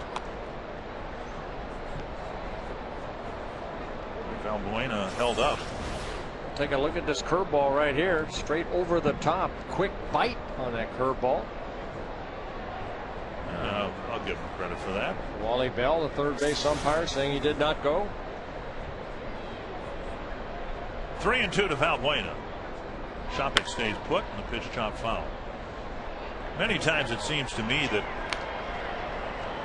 organizations have in the minor leagues their best arms, unless they're closing, their best arms are their starting pitchers, right? Yeah, to build up arm strength. Right. So the notion that these starters are coming up and they're pitching out of the Twins bullpen, not that surprising, because in theory at least the pitchers with the best stuff in Rochester are in the rotation.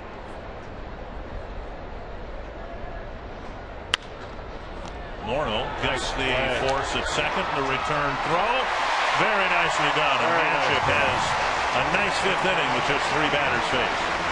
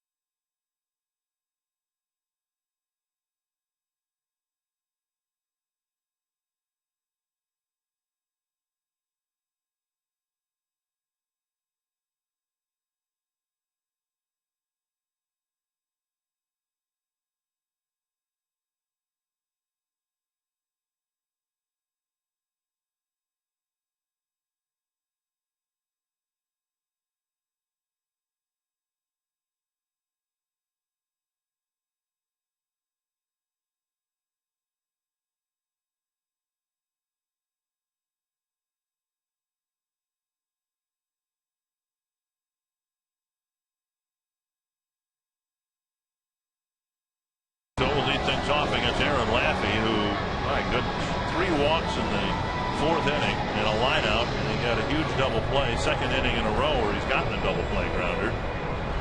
Yeah, 77 pitches for Laffey in the first 4 innings. So he's maybe going to do what David Huff did yesterday, 5 and fly. Punto struck out swinging. You know, you asked me the other day of my 287 wins, how many times I went 5 innings? Yes. And got a win? Yes. Bruce Wolf set up, he printed out all my wins, and I looked it up. Can I guess? Yeah. I bet you it was less than 10. Yes, it was. Where I went 5 innings, left the ball game, and got a win. Okay. 3. Is that right? 3 times, yeah. Well, you just simply pitched in the wrong era. It really did. 3 times? 3 times. Yeah, I was kind of shocked myself. I thought there's a lot of times, you know, you get beat around, but you're, you know, winning 10-6 or something, and you leave after 5. No, 3 times. Now, one of them was my first major league start at in Metropolitan Stadium against the Boston Red Sox. I gave up 1 run in 5 innings, and Bill Rigney took me out. Why? I think we had like a 7-1 lead, and maybe my pitch, I don't know, we didn't have pitch counts, maybe because of the excitement, you know, he just wanted to make sure I got a win and took me out early. Bill Rigney was known as Captain Hook anyway. You're out of gas. Probably was. Punto with a base hit up the middle. Bruce Wolf, by the way, one of our graphics, what do we call them, gurus, coordinators? One of the guys that I call them other things, but you can call them what you want. He's one of the guys that helps bring you the Twins on television. So Punto aboard with a leadoff single. Third inning in a row now where the Twins have gotten their leadoff man on. One of our graphic extraordinaires. Okay. All right. So no wonder you're sneering at these guys who pitch 5 innings and get a win. Well, I didn't know. I didn't know until I looked it up. Yeah, I figured it was less than 10. Well, here's Span, a bunt single leading off the third, and then Laffey got a double play ball, lifted foul over the Twins dugout. Twins are still in this game. I mean, it's been it's been a what's a good word, a wilting last couple innings. They gave up the 6-run inning, and they had a great chance in the fourth, only to see a double play ball end the inning. But if they could get some guys on base and get a couple of runs here, this might turn out to be a critical game for the Twins to come back and win. 2 strikes to Span. They're in the bottom of the 9th at Detroit, tied at 2. Well, you play the game, Dick. I mean, even though they put 6 on the board and they added 1 more in the fourth, they're still a 4-0 ball game with a lot of at-bats to go. And one thing that Joe Vavra preaches, the hitting coach, Ron Gardenhire, take every at-bat and do the best you can with it. So Manship's 0 that he put up in the top of the 5th important. If he can get a few of those consecutively, picks everybody up on the bench, you find yourself with better at bats and clutch hit or 2, and you're right back in the game. Yeah, not too many times you're going to put a 6 on the board, but if you can go 1, 2, 3, all of a sudden you're right back into it. And Laffey knows that. Really struggled with his control last inning.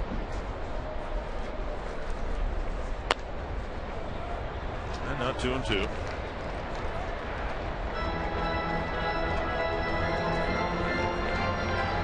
Laffey making his 36th major league start, his 11th this year. He has 15 major league wins, 12 losses, an ERA just under 4 in his young career, just 24 years old. 2-2 to Span.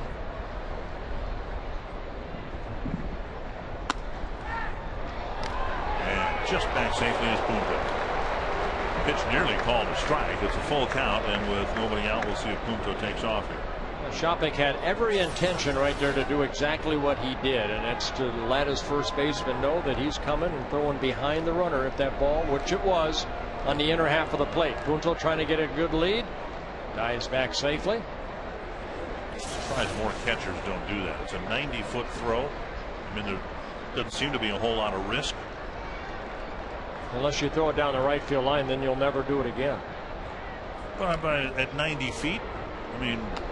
Well, yeah, but you're also trying to throw behind that runner. What if Span, walks back, and it's not the easiest throw. Juan Rodriguez, I think, was one of the best at it. Tony Pena Sr. was very good at it.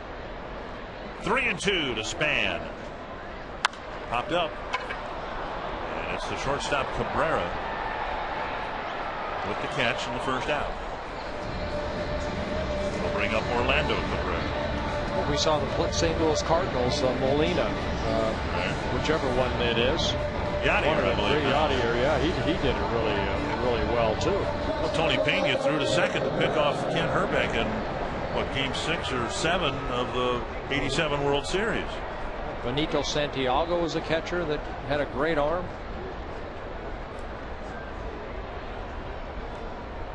Runner at first, 1 out. Cabrera bounced into a double play his last time up, struck out in the first.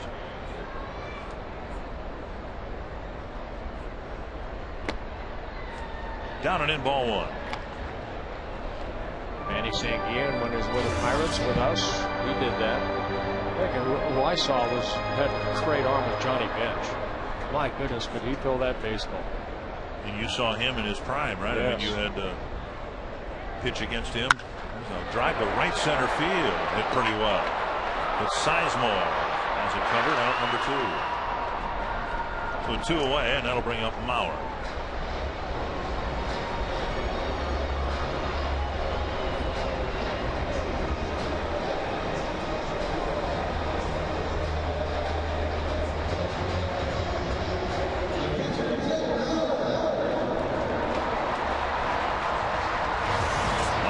two fairly deep flies to left.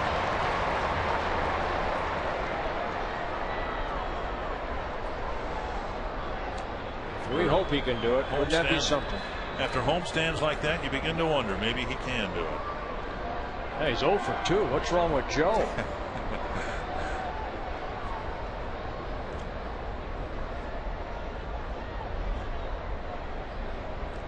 Ron Gardenhire was talking about that this morning in his session with the media, how he makes it out and your jaw almost drops when he comes back to the dugout. You expect him to get a hit just about every time. When he, 3 for 3 Friday, 3 hits again yesterday. Well, Laffey got ahead of Joe in all 3 at-bats. He threw that breaking ball, and he's been able to get Joe on that high fastball where he's flown out to left field twice. 2-0, or excuse me, 1-1.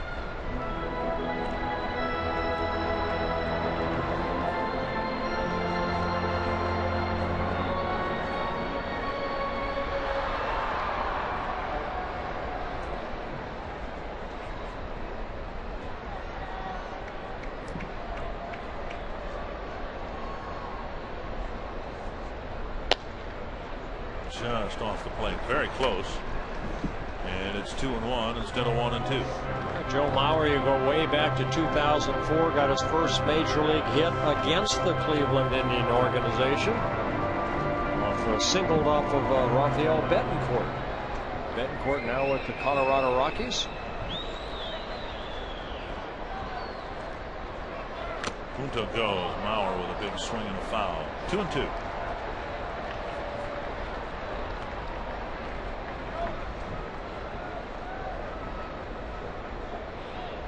Presumably, this offseason, Joe will be able to do his regular workout schedule. That, to me, is what is amazing about him having far and away his best season offensively this year. Is he largely had an off season of inactivity because of the surgery and the healing process that was supposed to allow his back to feel better this year. Well, if he hits 400 this year, I guarantee he's not going to do a darn thing this winter. Why change? That's true. Why change it up? Don't have the surgery, but just take the winter off. He gets beat up during the season.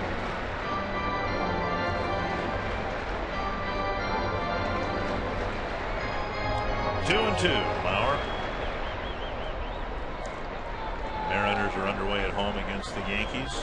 Ichiro again starting the day, 18 points behind Joe in the batting race. You see all those foul ball hits, and on those foul balls, it's a Rawlings baseball, but it also has that Metrodome mark, that little logo on there. Stamping, says, right? Yeah, Right. 1982 to 2009. It's kind of a collector's item.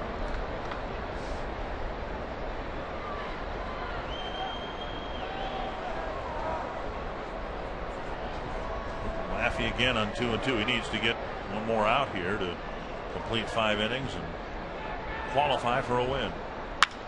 That's to left, and a sliding catch on left by Chu. So Mauer 3 times has hit the ball to the Cleveland left fielder. The Twins again can't do anything with the leadoff man reaching base here in the 5th.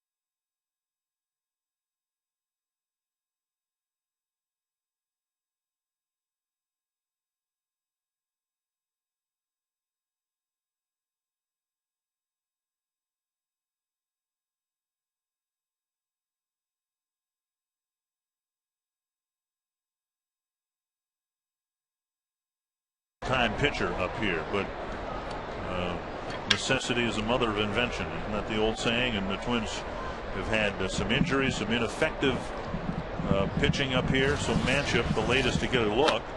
It's called opportunity. Yeah. You never know.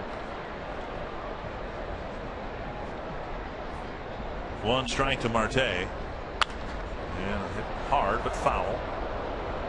No better way to learn if you cannot pitch up here to go back down and to say, this is what I need to work on, because this is what they did against me up there. That was either a success or unsuccessful.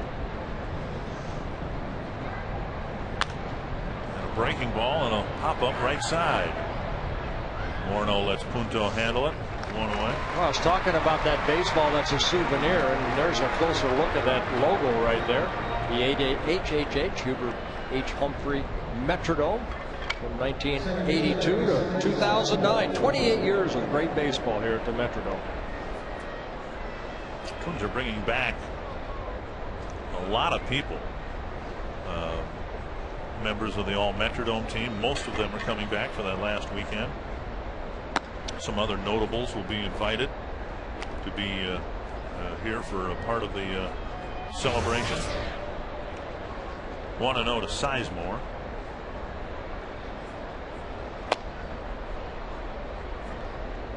And again, it's just going to be a peculiar feeling. This stadium, we'll call it that. This stadium was so controversial when it was first proposed and built.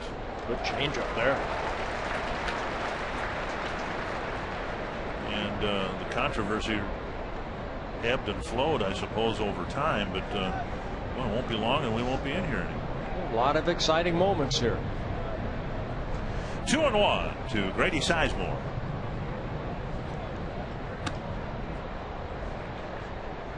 Three and one.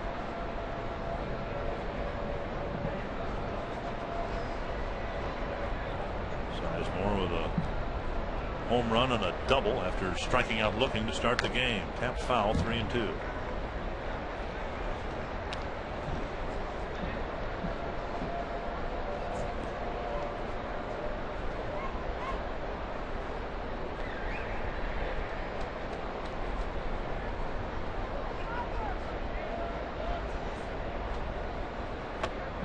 Breaking ball down low, a check swing and a walk with one out in the sixth.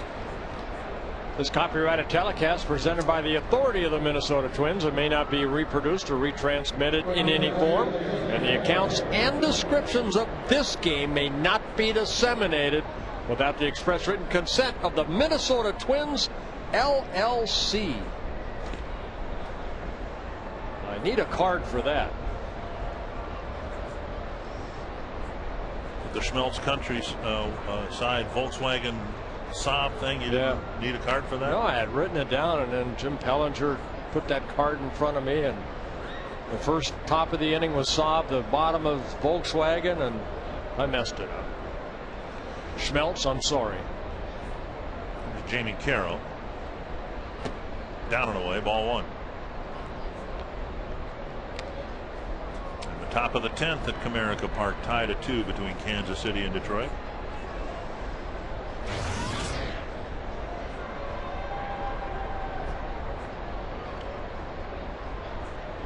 See if he can get a ground ball right here.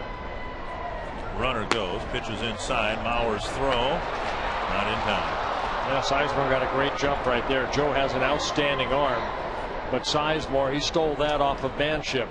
His 11th stolen base of the year. Takes off right there again. Head down, sliding directly straight into the bag. Feet first, gotta like that. I don't know that I've ever seen Sizemore go head first into a base.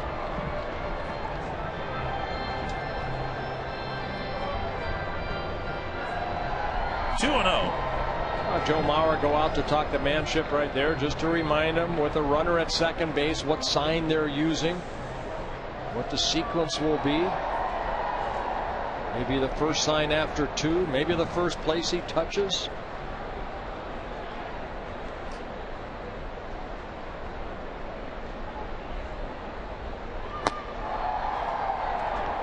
Well, 3-0. And Manship, who had a good 5th inning, in danger of walking back-to-back hitters here in the 6th.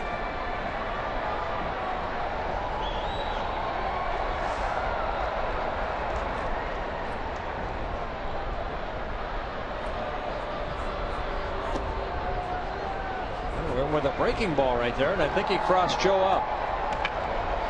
Breaking ball on 3-0. Yeah, I think that's right there. They're going to go back out and talk about the sequence of signs.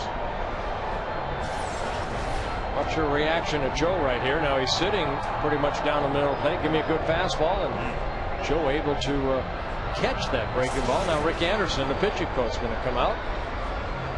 Well, see, that's why I liked every pitcher. I don't know if the Twins just have one certain way of calling pitches. You know, as far as every pitcher that comes in has to go through, you know, this is what the way it is. I was pretty simple. Give me the first sign after 2, and if I shook off, give me 1 sign. I didn't care. I still had to hit it.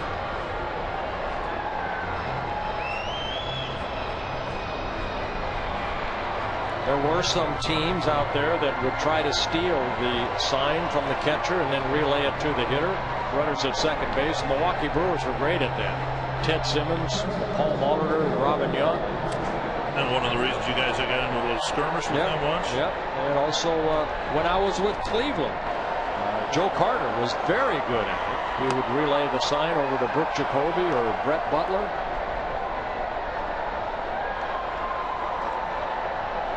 Here's Cabrera, 2 on, 1 out. The Twins can ill afford to give up any more runs. Lazy fly to center, and that ball carrying out to deep center. Span with a catch, and the lead runner Sizemore will move up a base. That ball had more carry than I thought, and apparently more than Denard thought. Yeah, Span didn't really get a good read, I don't think, on that ball, because he kind of hesitated to make sure where that flight of the ball was.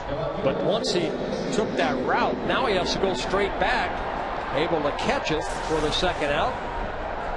And Sizemore able to tag up from second to go to third. It's going to be the end of the road here for Jeff Manship with Maharas warmed up. And left-handed batter Shin-Soo Choo at the plate. Twins want to get Maharas in here. He's been awfully good against lefties. And Manship will hope that Maharas can get the final out of the 6th. Yeah, we want to keep the game at 7-3. So Maharas comes in, Manship leaves, and the Indians have a 4-run lead.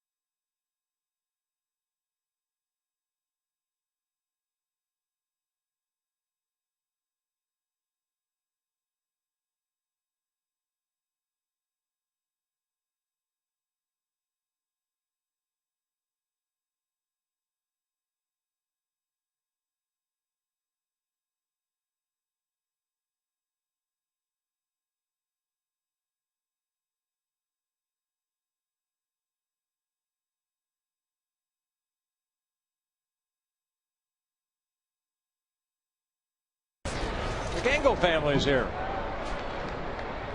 Very nice. Lisa, Alex, and Abby, I believe. Shin-Soo Choo you are hereby circled.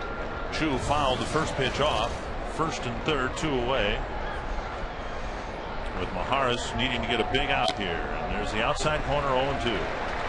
And Maharas making his 46th relief appearance. Left-handers are hitting only 127 off of Jose Maharas. 8 hits allowed and 63 at bats for lefties.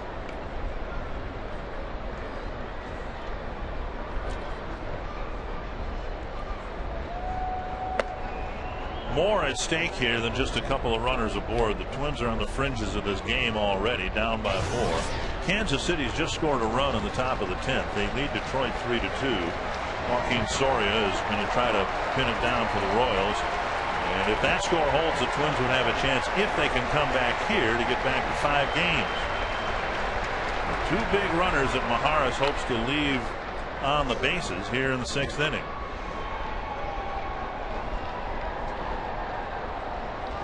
Carroll not a threat to steal, only 1 stolen base in 3 attempts.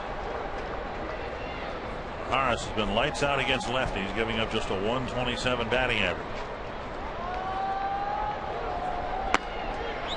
And he takes care of Chu with a sizzling fastball on the outside corner. The 2 runners are left aboard. It's still 7-3.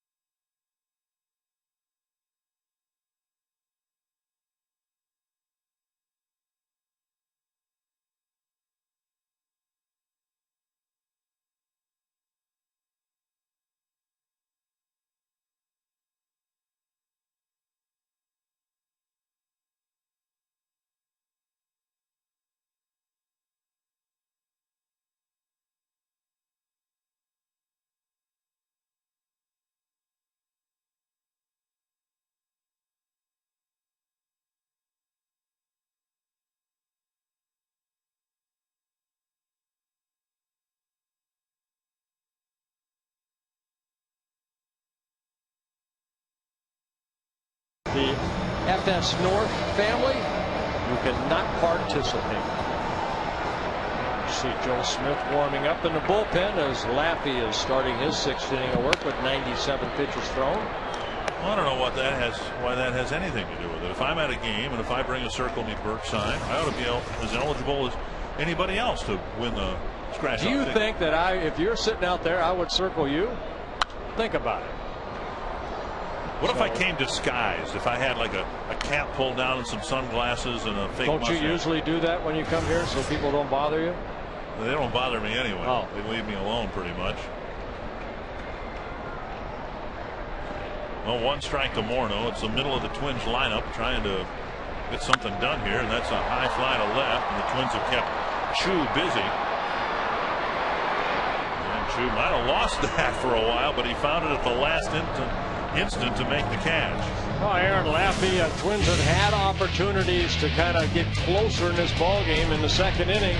Yeah, it was Delman Young that hit the 2-run home run, but Laffey with 2 strikeouts in a ball game. And after he loaded the bases via the walks, Delman Young hit into the double play to end the 4th inning. So 1 down. Here's Jason Kubel. He singled sharply to left and lined out to center. He takes up and in a ball. I think what we've seen from Laffey, he's aggressively wild, like that pitch right there. You don't feel real comfortable standing up there. Then he throws that big sweeping breaking ball like that, but missing low. His line so far, 3 walks, all coming in the 4th inning. Couple strikeouts. He's allowed only 5 hits.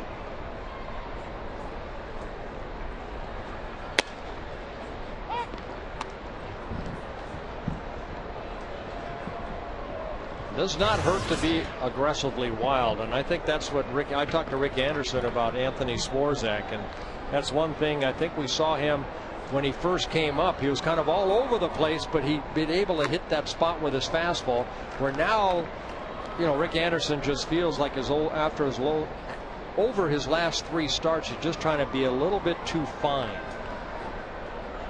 3-1 to Kubel. And again, you're dealing with young kids that are trying to make a name for themselves at the major league level for the first time. So they deal with the pressures, and all of a sudden, you know, you fail a little bit and you put a little too much pressure on yourself. I was lucky when I came up because I had Jim Perry, Jim Cott, Louis T on Dave Boswell, because, you know, when you hit a skid, they were there to pick you up because they had been through skids.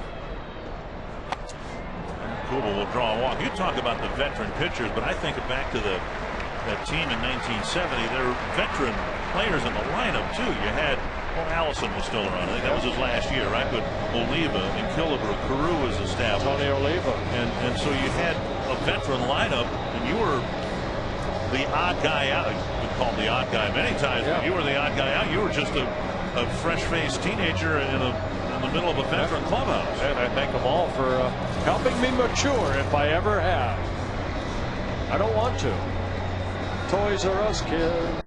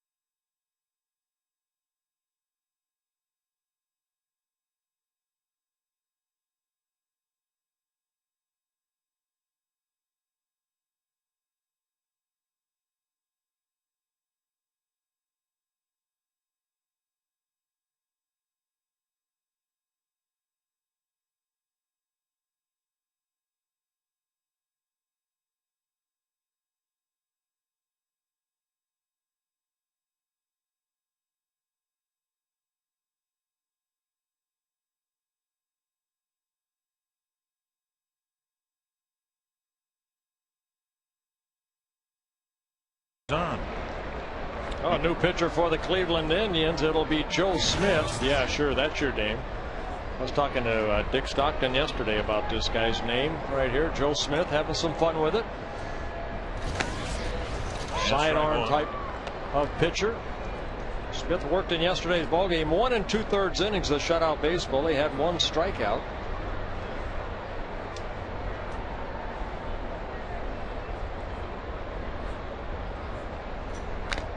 Foul. Sturgeon Lake, Minnesota, by the way, just a little bit east of Denham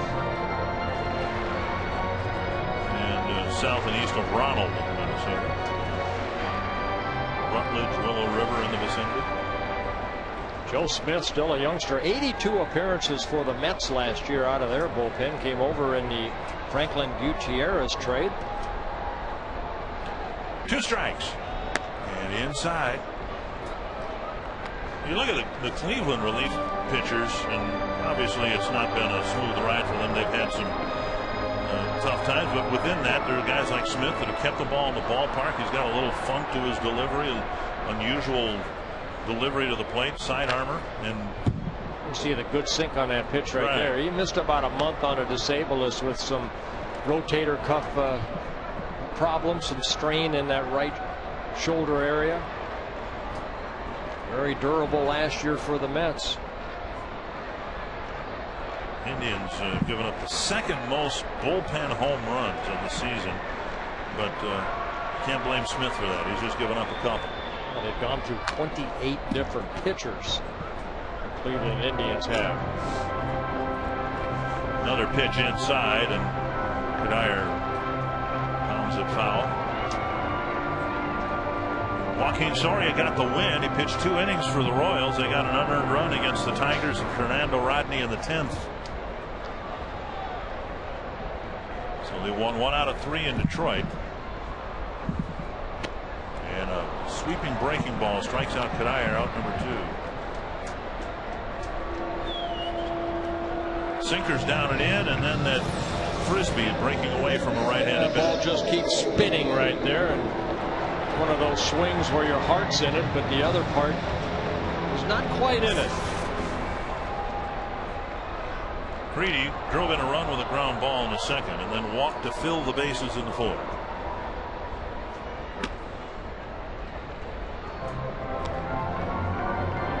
So that's a good pitch right there. He did that to Kadire too. That sinker down and in, and then it opens up the outer half of the plate. Yeah, Michael to swing at a couple of those. Yep. Foul balls. 2 back in again. You don't always have to pitch up and in to be effective. You can do what Smith is doing right there, running that fastball down and in. Make that hitter move his feet.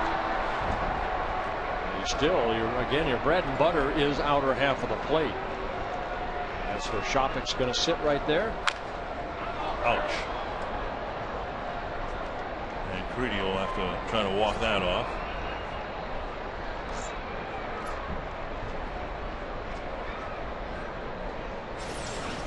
I see a lot of guys wearing those pads on their shin area, but that hit directly on that left shin.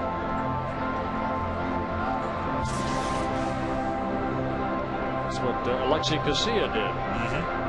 Carlos Gomez did it a week ago and had to miss a couple of games. Twins don't want Creedy to miss any more games. High fly to center. Sizemore back. And that ends the inning.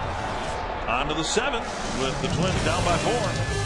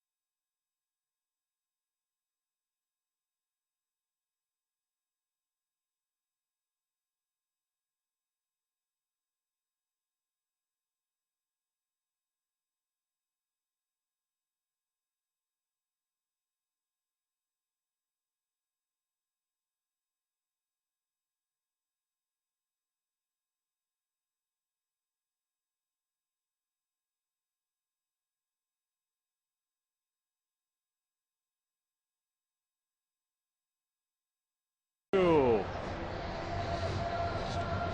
7-3, Cleveland in front. Twins trying to make it a happier birthday, see if they can come from behind. And I've got to say happy 65th birthday to Ralph Johnson from Hutchinson, Minnesota. Ralph, happy 65. Welcome to the senior citizen era of your life. Johnny Peralta pops the first pitch up. Creedy near the camera. Well, can't quite make the play, and then the carom. Joe Creedy's fine. What about the camera guy down there? He nearly got whacked. Like you got a piece of the camera. Cameras are, Diamond does it.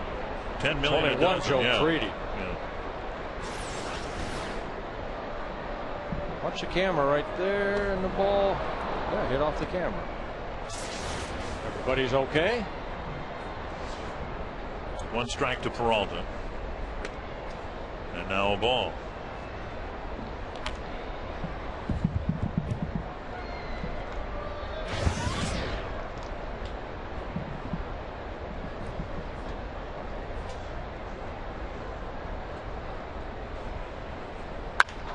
Toward the hole and through. So a leadoff single in the 7th against Maharis.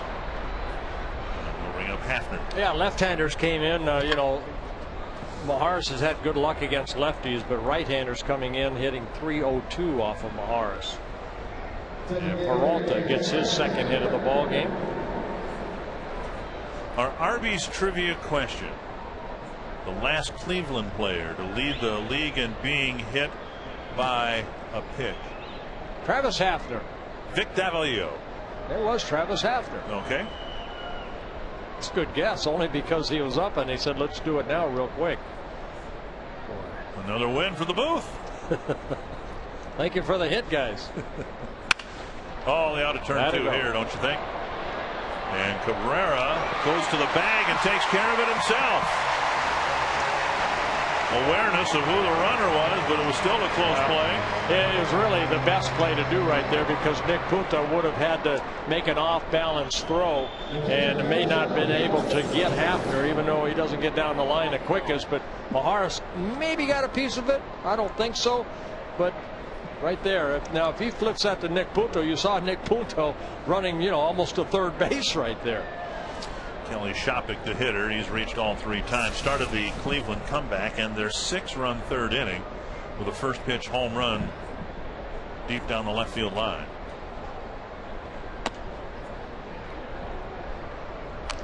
Always a little squeamish about trying to spend somebody's money here, but Twins really haven't seen anything about Cabrera that they wouldn't want to bring back next year, have they? I mean, he's been such a positive influence. He stabilized things defensively, been a productive right-handed hitter. Earlier I was saying, a couple years ago, the Twins about this time traded a veteran, Luis Castillo. He later re-signed with the Mets. You'd like to think that there's a chance anyway the Twins would re-sign Cabrera. Well, there was an article in the paper today about that maybe the Twins ought to sit down and try to work out a contract with Cabrera for next year and maybe years to follow. So he's very steady at short. A guy that comes in and expects to play every day, hasn't missed many games at the major league level, plays with a lot of heart and determination. Fits into that guy's mode of what you want to be as a professional player. Just think of all the instability that Ron Gardenhire's had to deal with this year regarding just putting a lineup together on a nightly basis. Physical situations, injuries, illness. But wouldn't it be nice if the Twins could just, for 150 games or whatever, just put Cabrera in at short? That'd be one less position. And he'd probably be upset. You said 150. He wants 160, if not all of them. 3-1 to Shopik. But the Twins have had kind of a rotation going at second and short and third and center field and left field. This one skied behind second base. And Span comes in, and now has to stagger to make the catch. So Maharis gives up a hit but faces just 3 men in the 7th. We'll see if there's a comeback for the Twins this afternoon.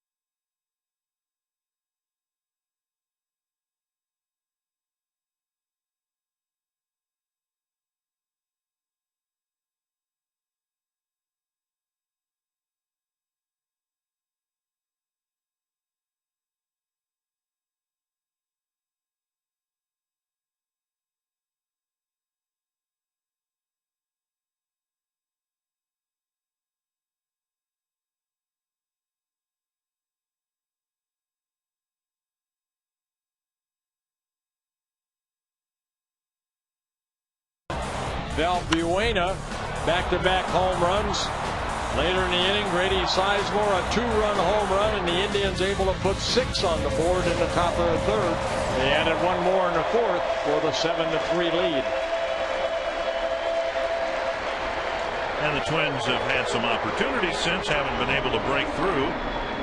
And they've seen the first-place Tigers lose a 1-run ball game at home. That doesn't happen very often. So a chance for the Twins with 3 innings worth of at-bats yet to pick up the game they lost yesterday. Joe Smith starting this inning. I'd like to say happy 95th birthday to Aaron Bassett of Cloquet. I believe it's Cloquet. Cloquet, yeah. Cloquet, not too far from Sturgeon Lake. Now, I wished Anthony last year, or excuse me, Arnold last year, happy birthday, but he didn't have hearing aids, and they said this year he has actually hearing aids, so he might be able to hear it this year. Okay. 1-0 to Delmon Young. And now a strike. Young with a 2-run home run to center in the second, and then with the bases loaded, 1 out. The ground ball to short. Cabrera started a double play, and the Twins had a great chance just to get on the board, cut the Cleveland lead in half, or even tie the game, and they got nothing out of it. Swing and a miss, 1-2. Yeah, a big sweeping breaking ball from Joe Smith. So I was talking to Dick Stockton yesterday. Joe Smith. I mean, you walk down the road and you say, "Hi, my name is so and so. Hi, I'm Joe Smith." That just doesn't seem right. It's deep to the right field corner, a long run for Carroll, and he makes a nice catch. Not used to tracking balls like that in the outfield, and he made a fine play deep in the corner. Well, he kept his eye on the ball again here at the Dome, which Carroll has played here before in the infield. Now getting some action in the outfield. Getting into the corner, you see, you kind of sense where you're at. Watch the flight of the ball, and right into the corner, makes a nice catch. So 1 down, and Nick Punto, the hitter. Struck out in the second, singled in the fifth, and has one headed toward the gap. Sizemore is able to cut it off, but Punto will go into second with an extra base hit. And we'll see if the Twins can get something done here with the lineup turning over and a man at second. Well, good at bat for Nick Punto. Second straight good at bat. He struck out in his first at bat in the second. Got a base hit in the fifth, and right here got a ball up and just went the other way. Short compact swing by Nick Punto. It's a 1-out double. His 8th double of the year. Tony Sipp's going to come in here with Eric Wedge trying to push the buttons, making sure his team can pick up a series win here. Another one against the Twins in the glare of the pennant race.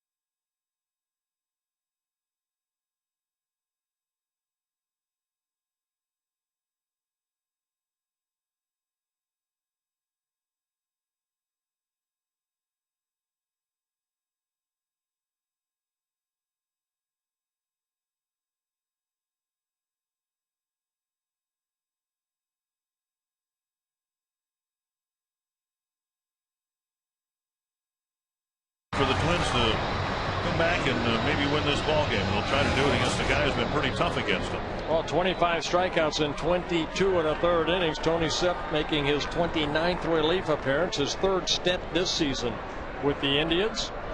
He's had some good relief appearances against the Twins. He worked in last night's ball game. He worked one inning. He did give up a home run, that to Joe Mauer in the 9th inning. Zip with a very good fastball. He'll mix in a hard slider and a changeup. If he can throw strikes, he can be very, very effective. Walks have been his biggest enemy. He's actually given up more walks than hits. 16 walks, just 14 hits allowed.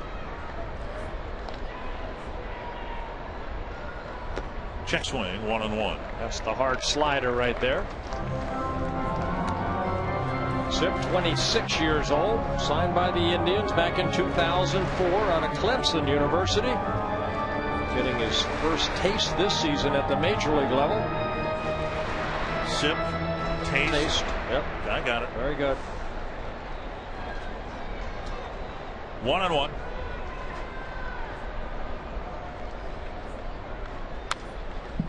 And Span fouling it off the trademark.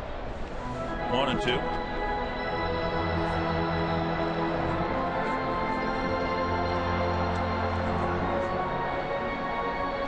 Twins have seen some great opportunities slip through their fingers here. The 3 walks that loaded the bases in the 5th.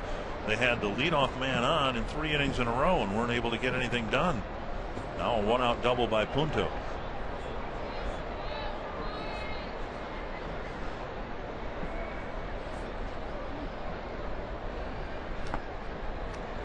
Blocked by Shopik, and it's 2-2. Zip 2 seasons ago missed the whole season due to the Tommy John surgery. Last year more of a rehab year. Started the season in AAA, called up in April, sent back in May, recalled in June, sent back in early June, and called back up in late June. Just off the plate. How does Denard Span take that pitch? Very close breaking ball, and it's a full count. Well, there's 2 reasons why he took that pitch. Either he knew it was going to break away, or he couldn't hit it. Why swing at it if I can't do anything with it anyway? Okay. If the Twins can string some things together here finally. Got to sit on the fastball right here. And it's low. And a walk puts him aboard. Another close pitch. Shopik thought it was strike 3. Now talking with Marty Foster, and now Eric Wedge a little upset with Foster too. That ball looked like it was right at the knees. Well, Denard Span has an outstanding eye, but wow.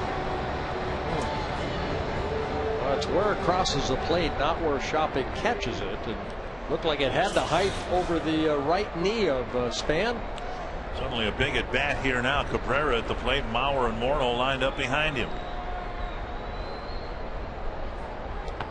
That landed 3 feet in front of the plate, and Shopik blocks it up high and keeps the runners at second and first. Yeah, great stop right there by Kelly Shopik. Watch where this ball lands. It doesn't even, I mean, it's 3 feet in front of home plate. Cabrera told the runners to go, but they could see the carom coming right in front of home plate. See if the Twins can do anything with this opportunity. Cabrera hitless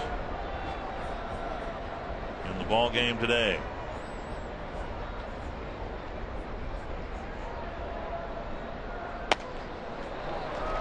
And Sip, who has been up and down for this very reason. It's not that teams have knocked him back into the minor leagues. He's walked hitters so frequently. He's spent a lot of time in the minor leagues again this year. Just trying to overthrow a little bit, trying to make that 94-mile-an-hour fastball a 104-mile-an-hour fastball. 88 and over for a strike, 2-1.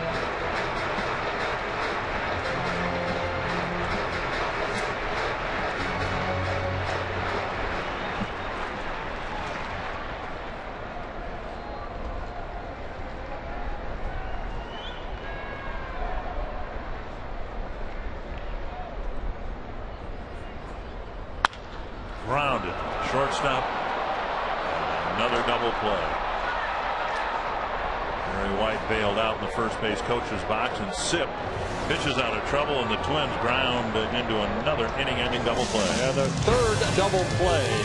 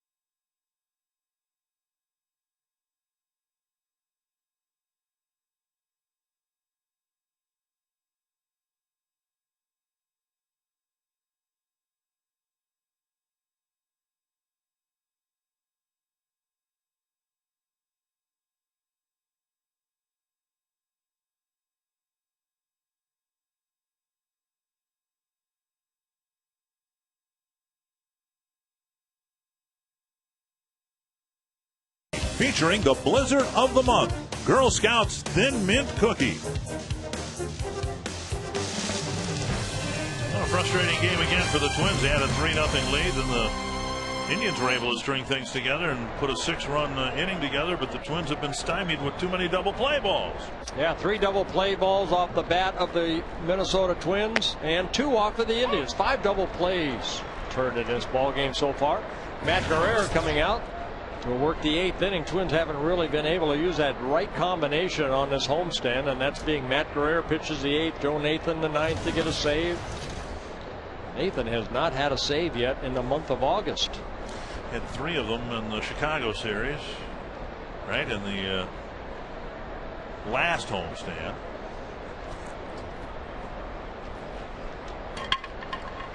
One and one, and sharply hit the Punto. 1 down, and an invitation to join Michael Kadire and the Twins on Sunday, August 30th. That's what, 2 weeks from tonight? And they trade their bats and gloves for aprons and serving trays to support the boys and girls clubs of the Twin Cities. It's all at Restaurant Max in downtown Minneapolis. A cocktail reception, a lavish 4-course meal, and exciting auctions all at the new Restaurant Max. For further information or to RSVP, contact Restaurant Max at 612-340-0303. What would you call a lavish 4-course meal? For me, now this is not on the menu, okay? If I had to pick a meal, it would be fresh walleye fillet, side of asparagus, a baked potato with just butter, and then some tiramisu at the end for dessert. That would be my 4 courses. Cabrera can't handle it, and Marte will reach. Well, it would have been a tough play right there if he was able to get that ball on that little short hop right there. They give him a base hit, an infield base hit. Marte will get his infield hit. Now my 4-course meal would probably be a salad. I'd start off with a salad. And then I'd work in probably a cheeseburger with fries and a strawberry shake. Now you want iceberg lettuce or romaine lettuce? It doesn't matter. It doesn't matter. Okay. Just some green salad. And then covered with blue cheese dressing, right? No, I don't like blue cheese. It would have to be a ranch or Thousand Island. No, seriously. No, no blue cheese. No. Here's a drive to center. And You'd have some red meat in there, right? A cheeseburger or a steak. You'd probably have a steak. Steak, why? That's way too expensive. I want a cheeseburger. Hot dog. Maybe one of Peg's hot dogs. You've already had one of those. I know. And if you ate 4 of them, that would be your 4-course meal. That would be it. I'd go down and get another one, but I think she left. No, she's still there. Where's Peg at? Let me circle her. We missed Peg. I know you're back. There she is. There. We're going to circle you, Peg. What a sweetheart. She just celebrated her 29th birthday the other day. Yes, she did. Yeah, we put her on camera. Yeah. Down and in and a strike. Said she got a lot of phone calls. I hope she wanted them. There's Rita. All the hot dogs are gone. Looks like you ate the last one there, pal. Rita. Peg's cleaning everything up. And really have to clean it up. I mean, we're done for this homestand. Won't be back for a week. I would imagine there'll be a Viking game played here. Here's a fly to center and spans over in the gap. Well, one good thing, that drill's going to go with us to the new stadium. It is. Has to. That comes with Peg.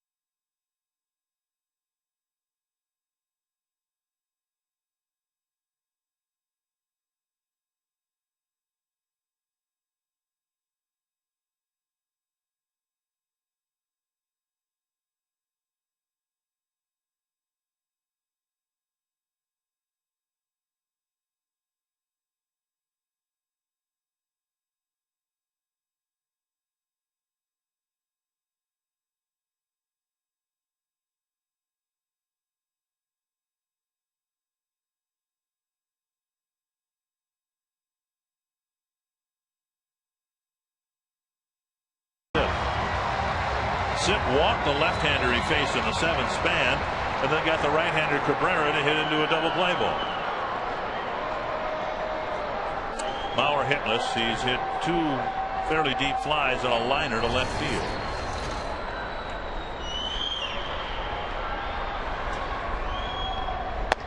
Ball 1.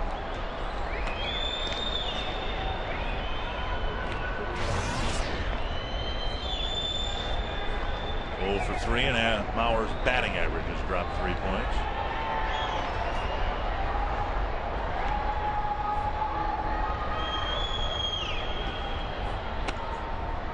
Inside 2-0. Remembering, of course, that the walk that Sipp allowed was on well, the last 2 pitches. Ball 3 and ball 4 were both pretty close, and it appeared either one of them could have been called strikes. Pitch rolled free from the Cleveland bullpen. Yeah, Chris Perez starting to loosen up in the bullpen for the Indians.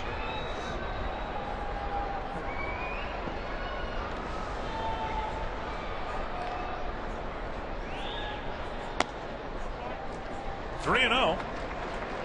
A little wiggle room for the Indians here with a 4-run lead, so Sipp might be asked to pitch deep into the 7th inning or 8th inning. With Perez warming up, might be asked to try to pitch to all 3 left-handed batters. A strike, 3-1.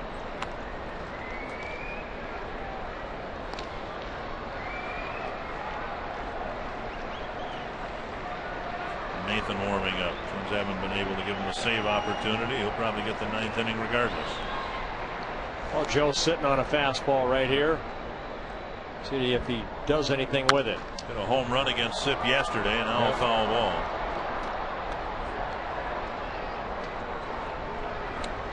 The middle of their lineup now, the Twins have 3 players, and they'll end up with a 4th and maybe even a 5th with 20 or more home runs.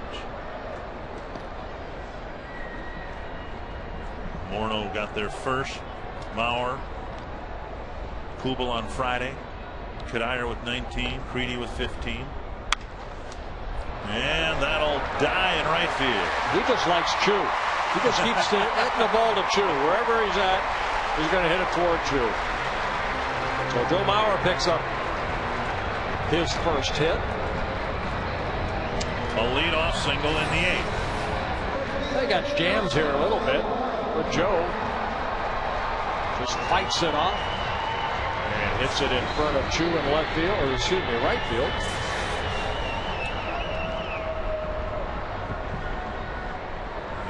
Hitting streak extended to 13. And now here's Morneau. A walk, a ground ball, and a fly to left.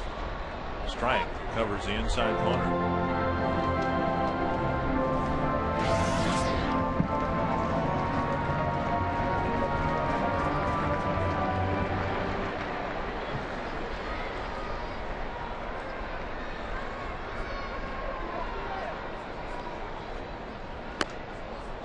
One and one.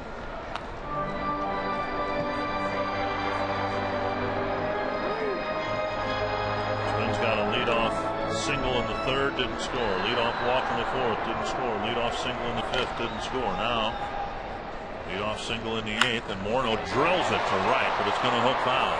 Wow, and he hit that ball hard.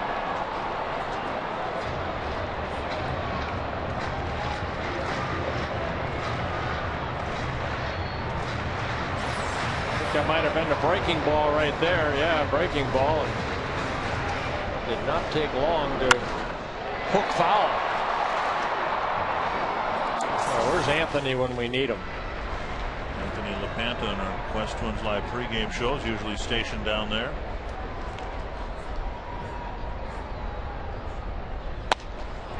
They got him with a high fastball. So Morneau goes out of the strike zone for a strikeout. Well, Sip at 6 foot tall. They say he's 190 pounds. I don't know if he's that, but boy, he just rears back and just challenges Justin on that high fastball. A pitch Justin knows he probably should not have swung at. There's a strikeout victim. And now Sip can air it out if he chooses to here, because I would imagine Kubel would be the last batter he faces. I think he's been airing it out since he got on that mound. How tall was Tommy Hall? Tommy Hall's about the same size. I think he was a little bit thinner than Sip. Blade, I think, went in dripping wet at 165, 170 pounds, and boy, could he throw that baseball just like Sip can. Foul back. How did guys like that? Ron Guidry with another one. Yeah. Guidry, a left-hander who wasn't big at all, probably 5'10" and about 170 pounds, but he could throw in the mid-90s. And he had excellent control, and he had one of the nastiest sliders you'd ever see. Where does the power come from? Just the legs, the leg strength. Incredible the way that they can whip their arm through their body, but also the push off of that pitching rubber. We started this ball game talking about, you know, Blackburn. Look how low he gets to be able to utilize that pitching rubber to create that power. Maybe the best example from the left side, Sandy Koufax, who to this day still not a big guy. I mean, he was what, 6 feet and about 170 maybe in his prime.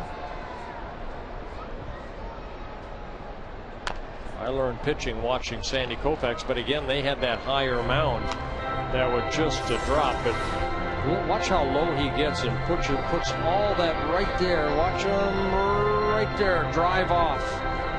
Boy, that's utilizing that pitching rubber right there. Is that the drop and drive pitching technique that we hear about? That's what you want to do. You can also stay on top, but it's all from the lower part of your body. That's all the power is from. 2-2. Your arm's nothing more than a whip. But even Nick Blackburn and Rick Anderson, they were looking at tapes and they said he wasn't utilizing that pitching rubber enough. And this young man does. Bauer to second, and it's a full count now to Kubel. And Joe might get credit for a stolen base, even though there was no throw. Not sure the Indians had anybody covering. No, they did not. They give Mauer a stolen base. His second of the year.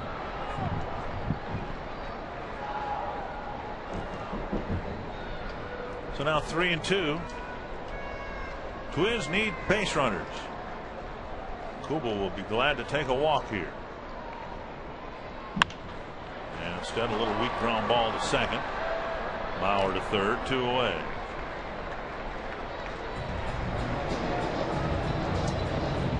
And it'll bring up Kadire, and it'll also bring out Eric Way.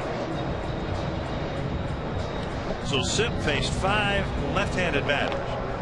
He walked 1, gave up a single. Got the other 2 guys, and the only righty he faced, he induced a ground ball double play. They did a good job. Perez will come in to try to take care of the third out in the 8th inning.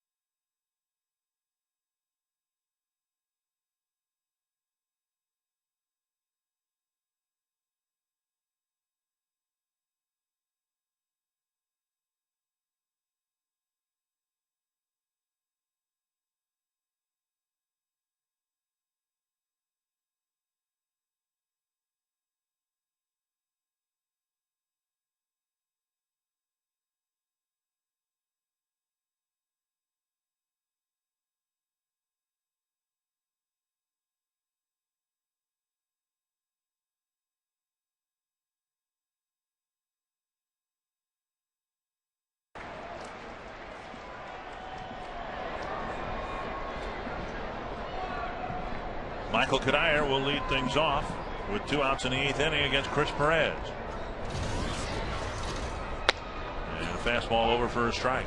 Well, Perez coming over from the St. Louis Cardinals in the Mark DeRosa trade, making his 15th appearance as a Cleveland Indian. He made 29 as a Cardinal. 14 innings pitched for the Indians. He has 15 strikeouts with 5 walks, and he's allowed only 1 home run. He's thrown 2 pretty nasty pitches. Fastballs, low 90s on the outside corner. He's got good sink on that fastball, hard slider, a mix of a curveball and a changeup.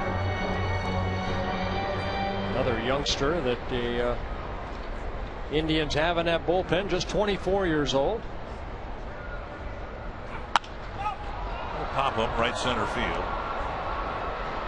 Shin-Soo Choo makes the catch, and the Twins get a leadoff single, leave Bauer at third, and they still trail by 4.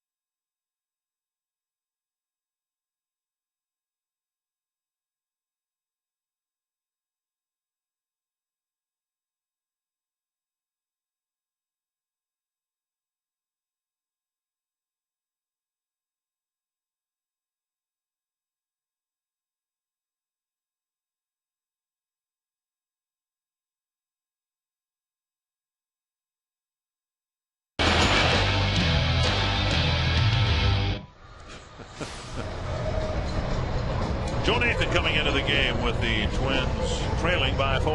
Well, Nathan just getting some work in here with the Twins down 4. This is the 14th game for the Twins in the month of August, and this is only the 3rd time Joe has been asked to come out and at least get some work in. He worked here on Wednesday, 1 shutout inning, struck out the side against the Kansas City Royals in the Twins 7-1 win. And the only other time he worked was August 7th in Detroit, 1 inning, and the Twins 10-8 loss to the Tigers. So a guy that man right there would like to get out there at least 2 out of every 3 days in a 3-game series. He's been unable to get Nathan out there and save opportunities. Down and in. Joe's last save came on July 29th here against the Chicago White Sox, his 29th.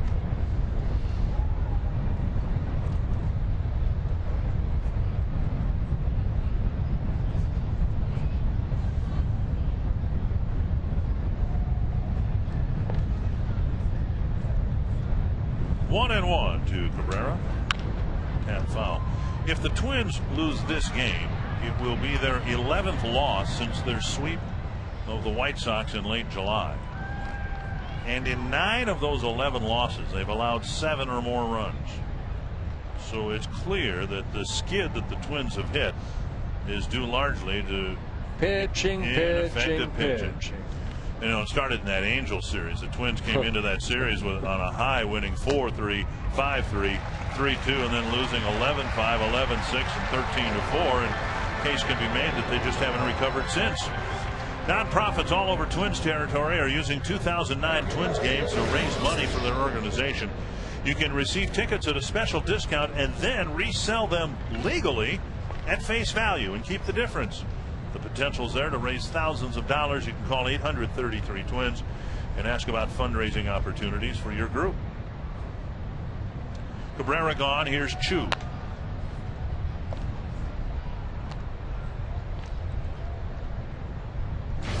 An RBI double for Chu in the 4th, driving in the 7th Cleveland run.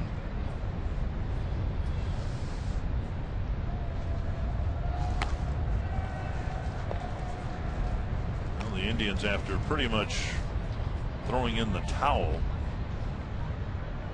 prior to the trading deadline, have responded by taking 2 out of 3 against Detroit, 2 out of 3 against the Twins in Cleveland, winning 2 out of 3 in Chicago, won just 1 game in their series against the Rangers, and now are in position to take 2 out of 3 here. And how about the Rangers? They beat the Red Sox 4-3. So the Twins will go down there to open up a series tomorrow against the wild card leader, the Texas Rangers. Chu with a half swing. 2-2. I can't remember the last time we went down to Texas this time of year where the game was more important to the Rangers than it was to the Twins in terms of the standings.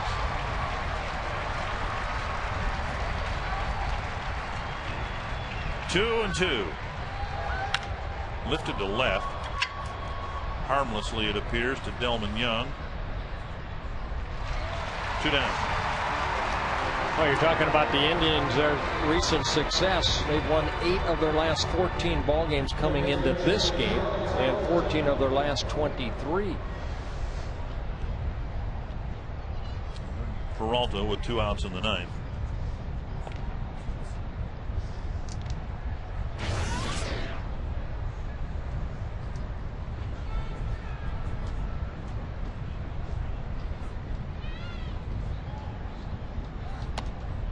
Up and in. Tigers lost. White Sox are leading Oakland now 1-0 in the 6th. White Sox with a chance to get to within a game and a half.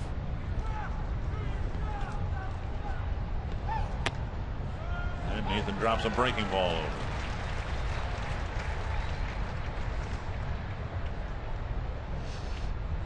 Kerry Wood getting loose. Looks like he might get the 9th inning in a non-save situation. Oh, Nathan gets one off the ankle.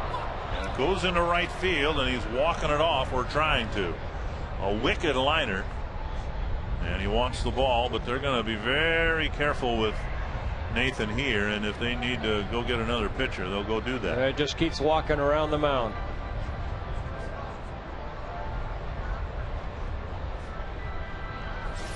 Rick McWayne is, excuse me, that's Dave Prumer out there. Let's see which. We got him in the shin area. Maybe the left foot. I'll look at it right here. Around the ankle of the left foot. Your landing foot.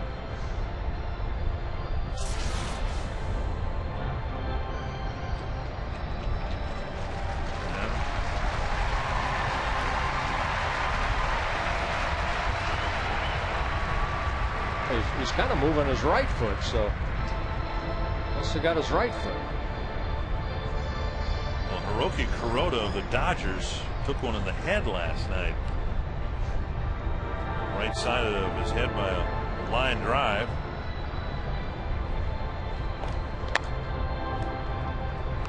And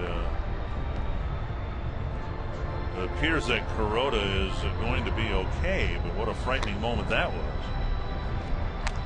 They say that ball landed over the dugout. Yeah. Well, looks like Joe's all right.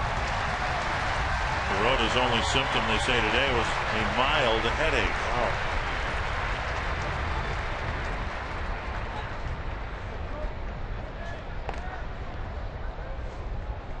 So Nathan again massaging that right knee area.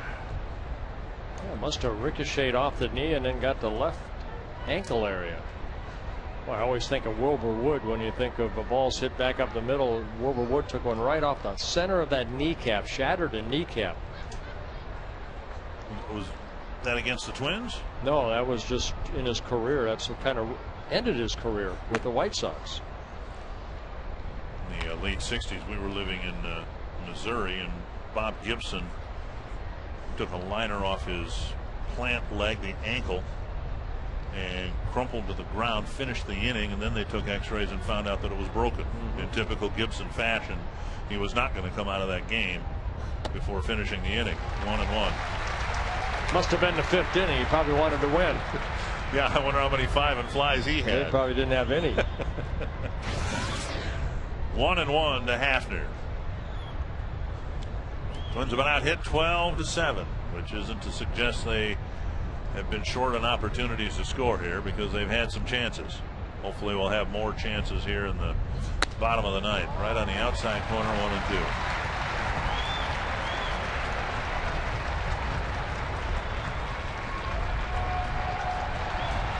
Greedy will hit, have a chance to contribute to a rally. Delman Young, Nick Punto. Bottom third of the Twins lineup, hoping to get the lineup rolled over for a big ninth inning rally against Gary Wood, apparently.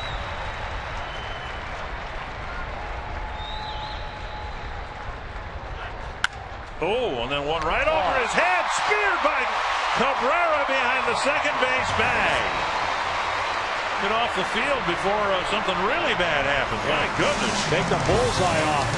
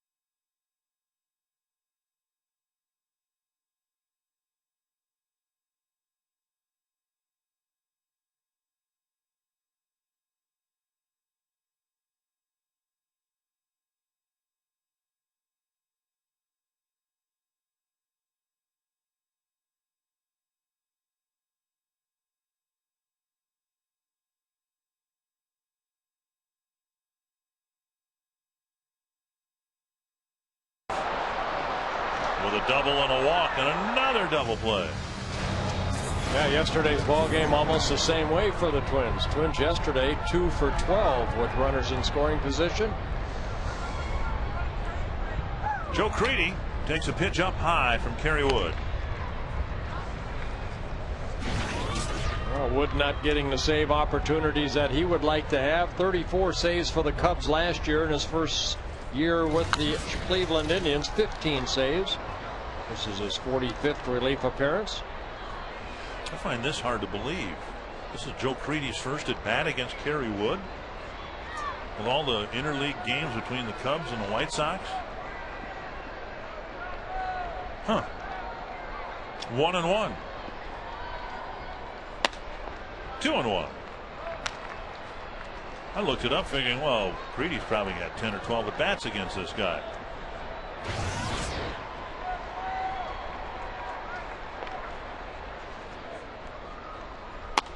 Three and one with Young on deck.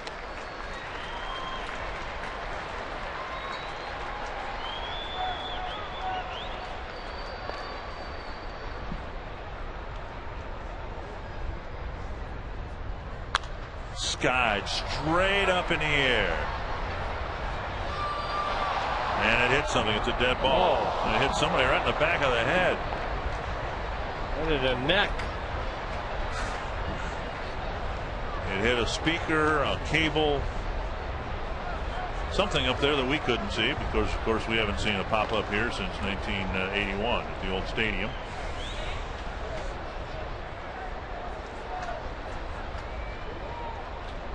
It looked as if Shopping might have had a play on that ball. Hit him in back of the neck. And Creedy called out on strikes with Wood painting the corner. Well, Creedy having some words with home plate umpire Marty Foster. Remember Denard Span, he walked earlier in the ball game. Nasty pitch down, just did it have the height. So one down. Here's Delman Young.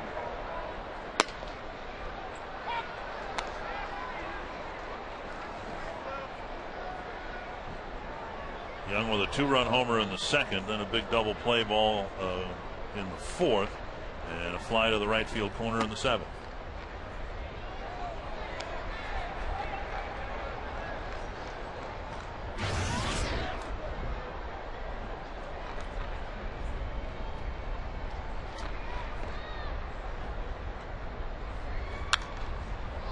One and two. Twins will have another shot at the Indians here in the middle of September and in Cleveland in early September.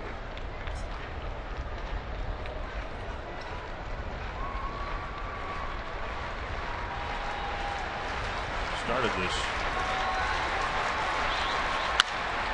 homestand out with the notion that the Twins have not been. Good catch by that fan there. Yes, you bring your glove to the ballpark, snaring the line drive. Twins have not been a good team at home. In fact, they haven't had a winning homestand since the middle of June. And this appears to be a losing homestand, a 2-4 homestand. Yeah, against two clubs, Kansas City and Cleveland, that they're expecting to win at least 4 of the 6.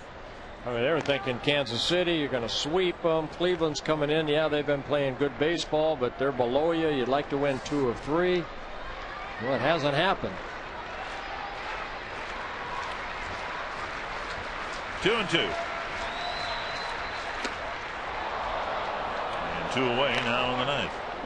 Wood striking out his second batter. Got Joe Creedy on a low fastball for strike 3, and then Delman Young right there on the breaking ball. Hard breaking ball. Delman right there. Not a swing right there. You want to take home or look at it after the ball game. Good tight rotation on that breaking ball. And Punto fouls it back. Punto having a good day at the plate. 2 for 3. Single and a double.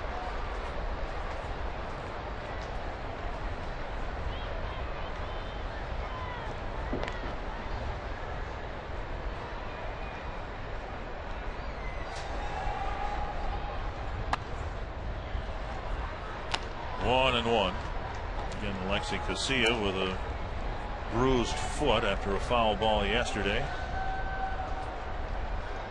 Punto might get bulk of the playing time in Texas. I know he will if he keeps getting 2 hits a game. Yep. Let's hope he does. 2-1.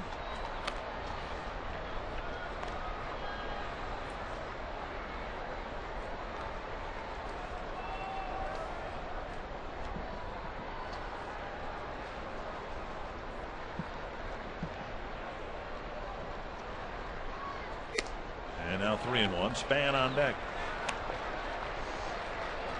It'll be Francisco Liriano tomorrow night in Arlington against Tommy Hunter. Looks to be awfully good. Yeah, first look at Tommy Hunter. He's 5-2 with a 2.26 ERA.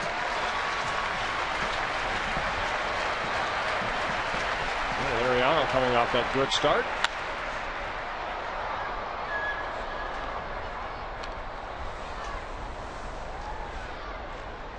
Three and 2 to Punto. 2 gone.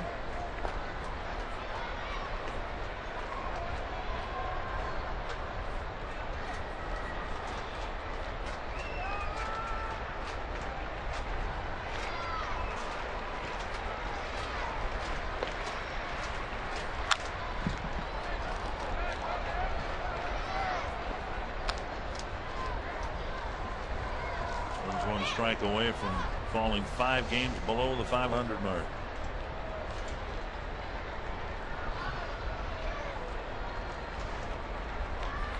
Kind of a common pattern. Twins had a 3-run bottom of the second, and then right away the other team scored. In this case, a 6-run inning. And this notion of taking control of the game and then not giving it back for a while, not even giving up a run. That next half inning you talk about with pitching, so important after your team scored some runs, and it came up and bit the Twins again here today.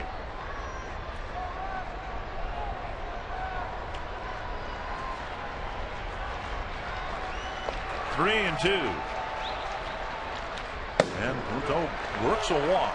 Yeah, good at bat. Good at bat for Nick Punto right there.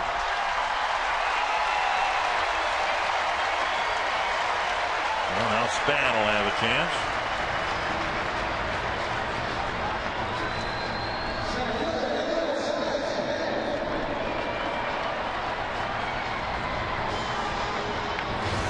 Span with a single and a walk. A single, a bunt single, beautifully placed up the first baseline back in the third.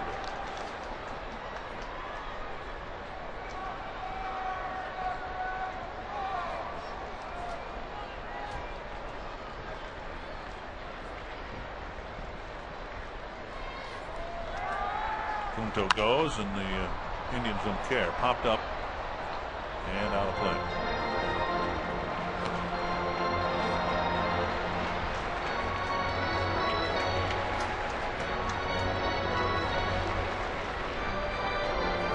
Wood signing that 2-year contract by the Cleveland Indians over the winter with an option year for 2011. Whole career was with the Cubs up until this winter. I have no inside knowledge. I just have a hunch. He's not going to be with the Indians by the end of this month. And I think I know who he'll go to. Back to the Cubs? Nope. Phillies. Brad Lidge is really struggling. There's a called strike, 0-2. So now Punto at second, and Shopik and Wood will get there. They're going to trade him for Cliff Lee. He just, with what the Indians are going to be going through next year, I mean, this is kind of a preview of what next year is going to be for the Indians. They're not expecting to contend next year. Of course, the way the waiver process works, a team could block Wood from going to the Phillies. But fouled back at the end of the net. 2 strikes.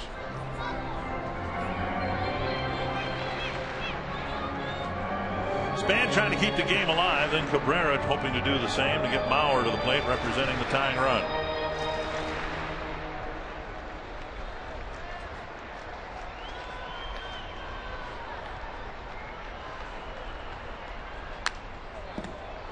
towards the Twins dugout. Phillies have a 4-game lead in the National League East over the Marlins. That did not hit the manager, I don't think. I was kind of hiding in that corner. Okay, I'll move.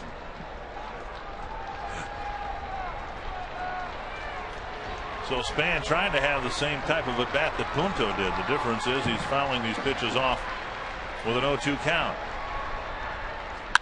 Up the middle and through for a hit. Punto's going to come around third and score. And now the baton pass to Cabrera, who will try to keep the game alive for Mauer. Well, with Punto taking second base, it gets an RBI for Span on his second hit of the ball game, and his 44th RBI.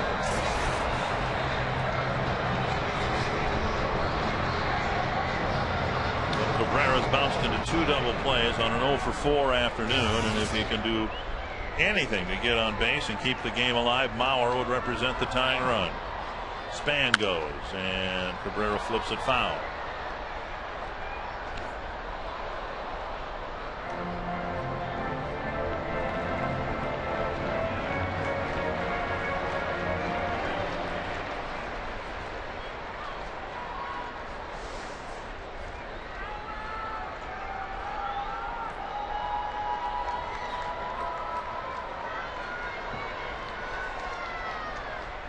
One strike to Orlando Cabrera. Span takes off again. A swing at a high fastball. Span goes into second. And the Twins are again down to their last strike. Defensive indifference allowing Span to go to second.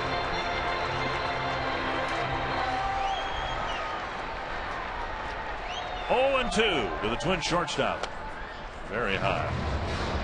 Well, now Wood's out here, and he's going to throw his 29th pitch here in this inning.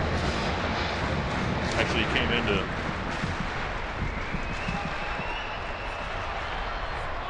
in a non-save situation. Of course, he can't pitch himself into it. Breaking ball got him, and the Indians take 2 out of 3, and the Twins homestand fizzles, having lost 4 of the 6 games.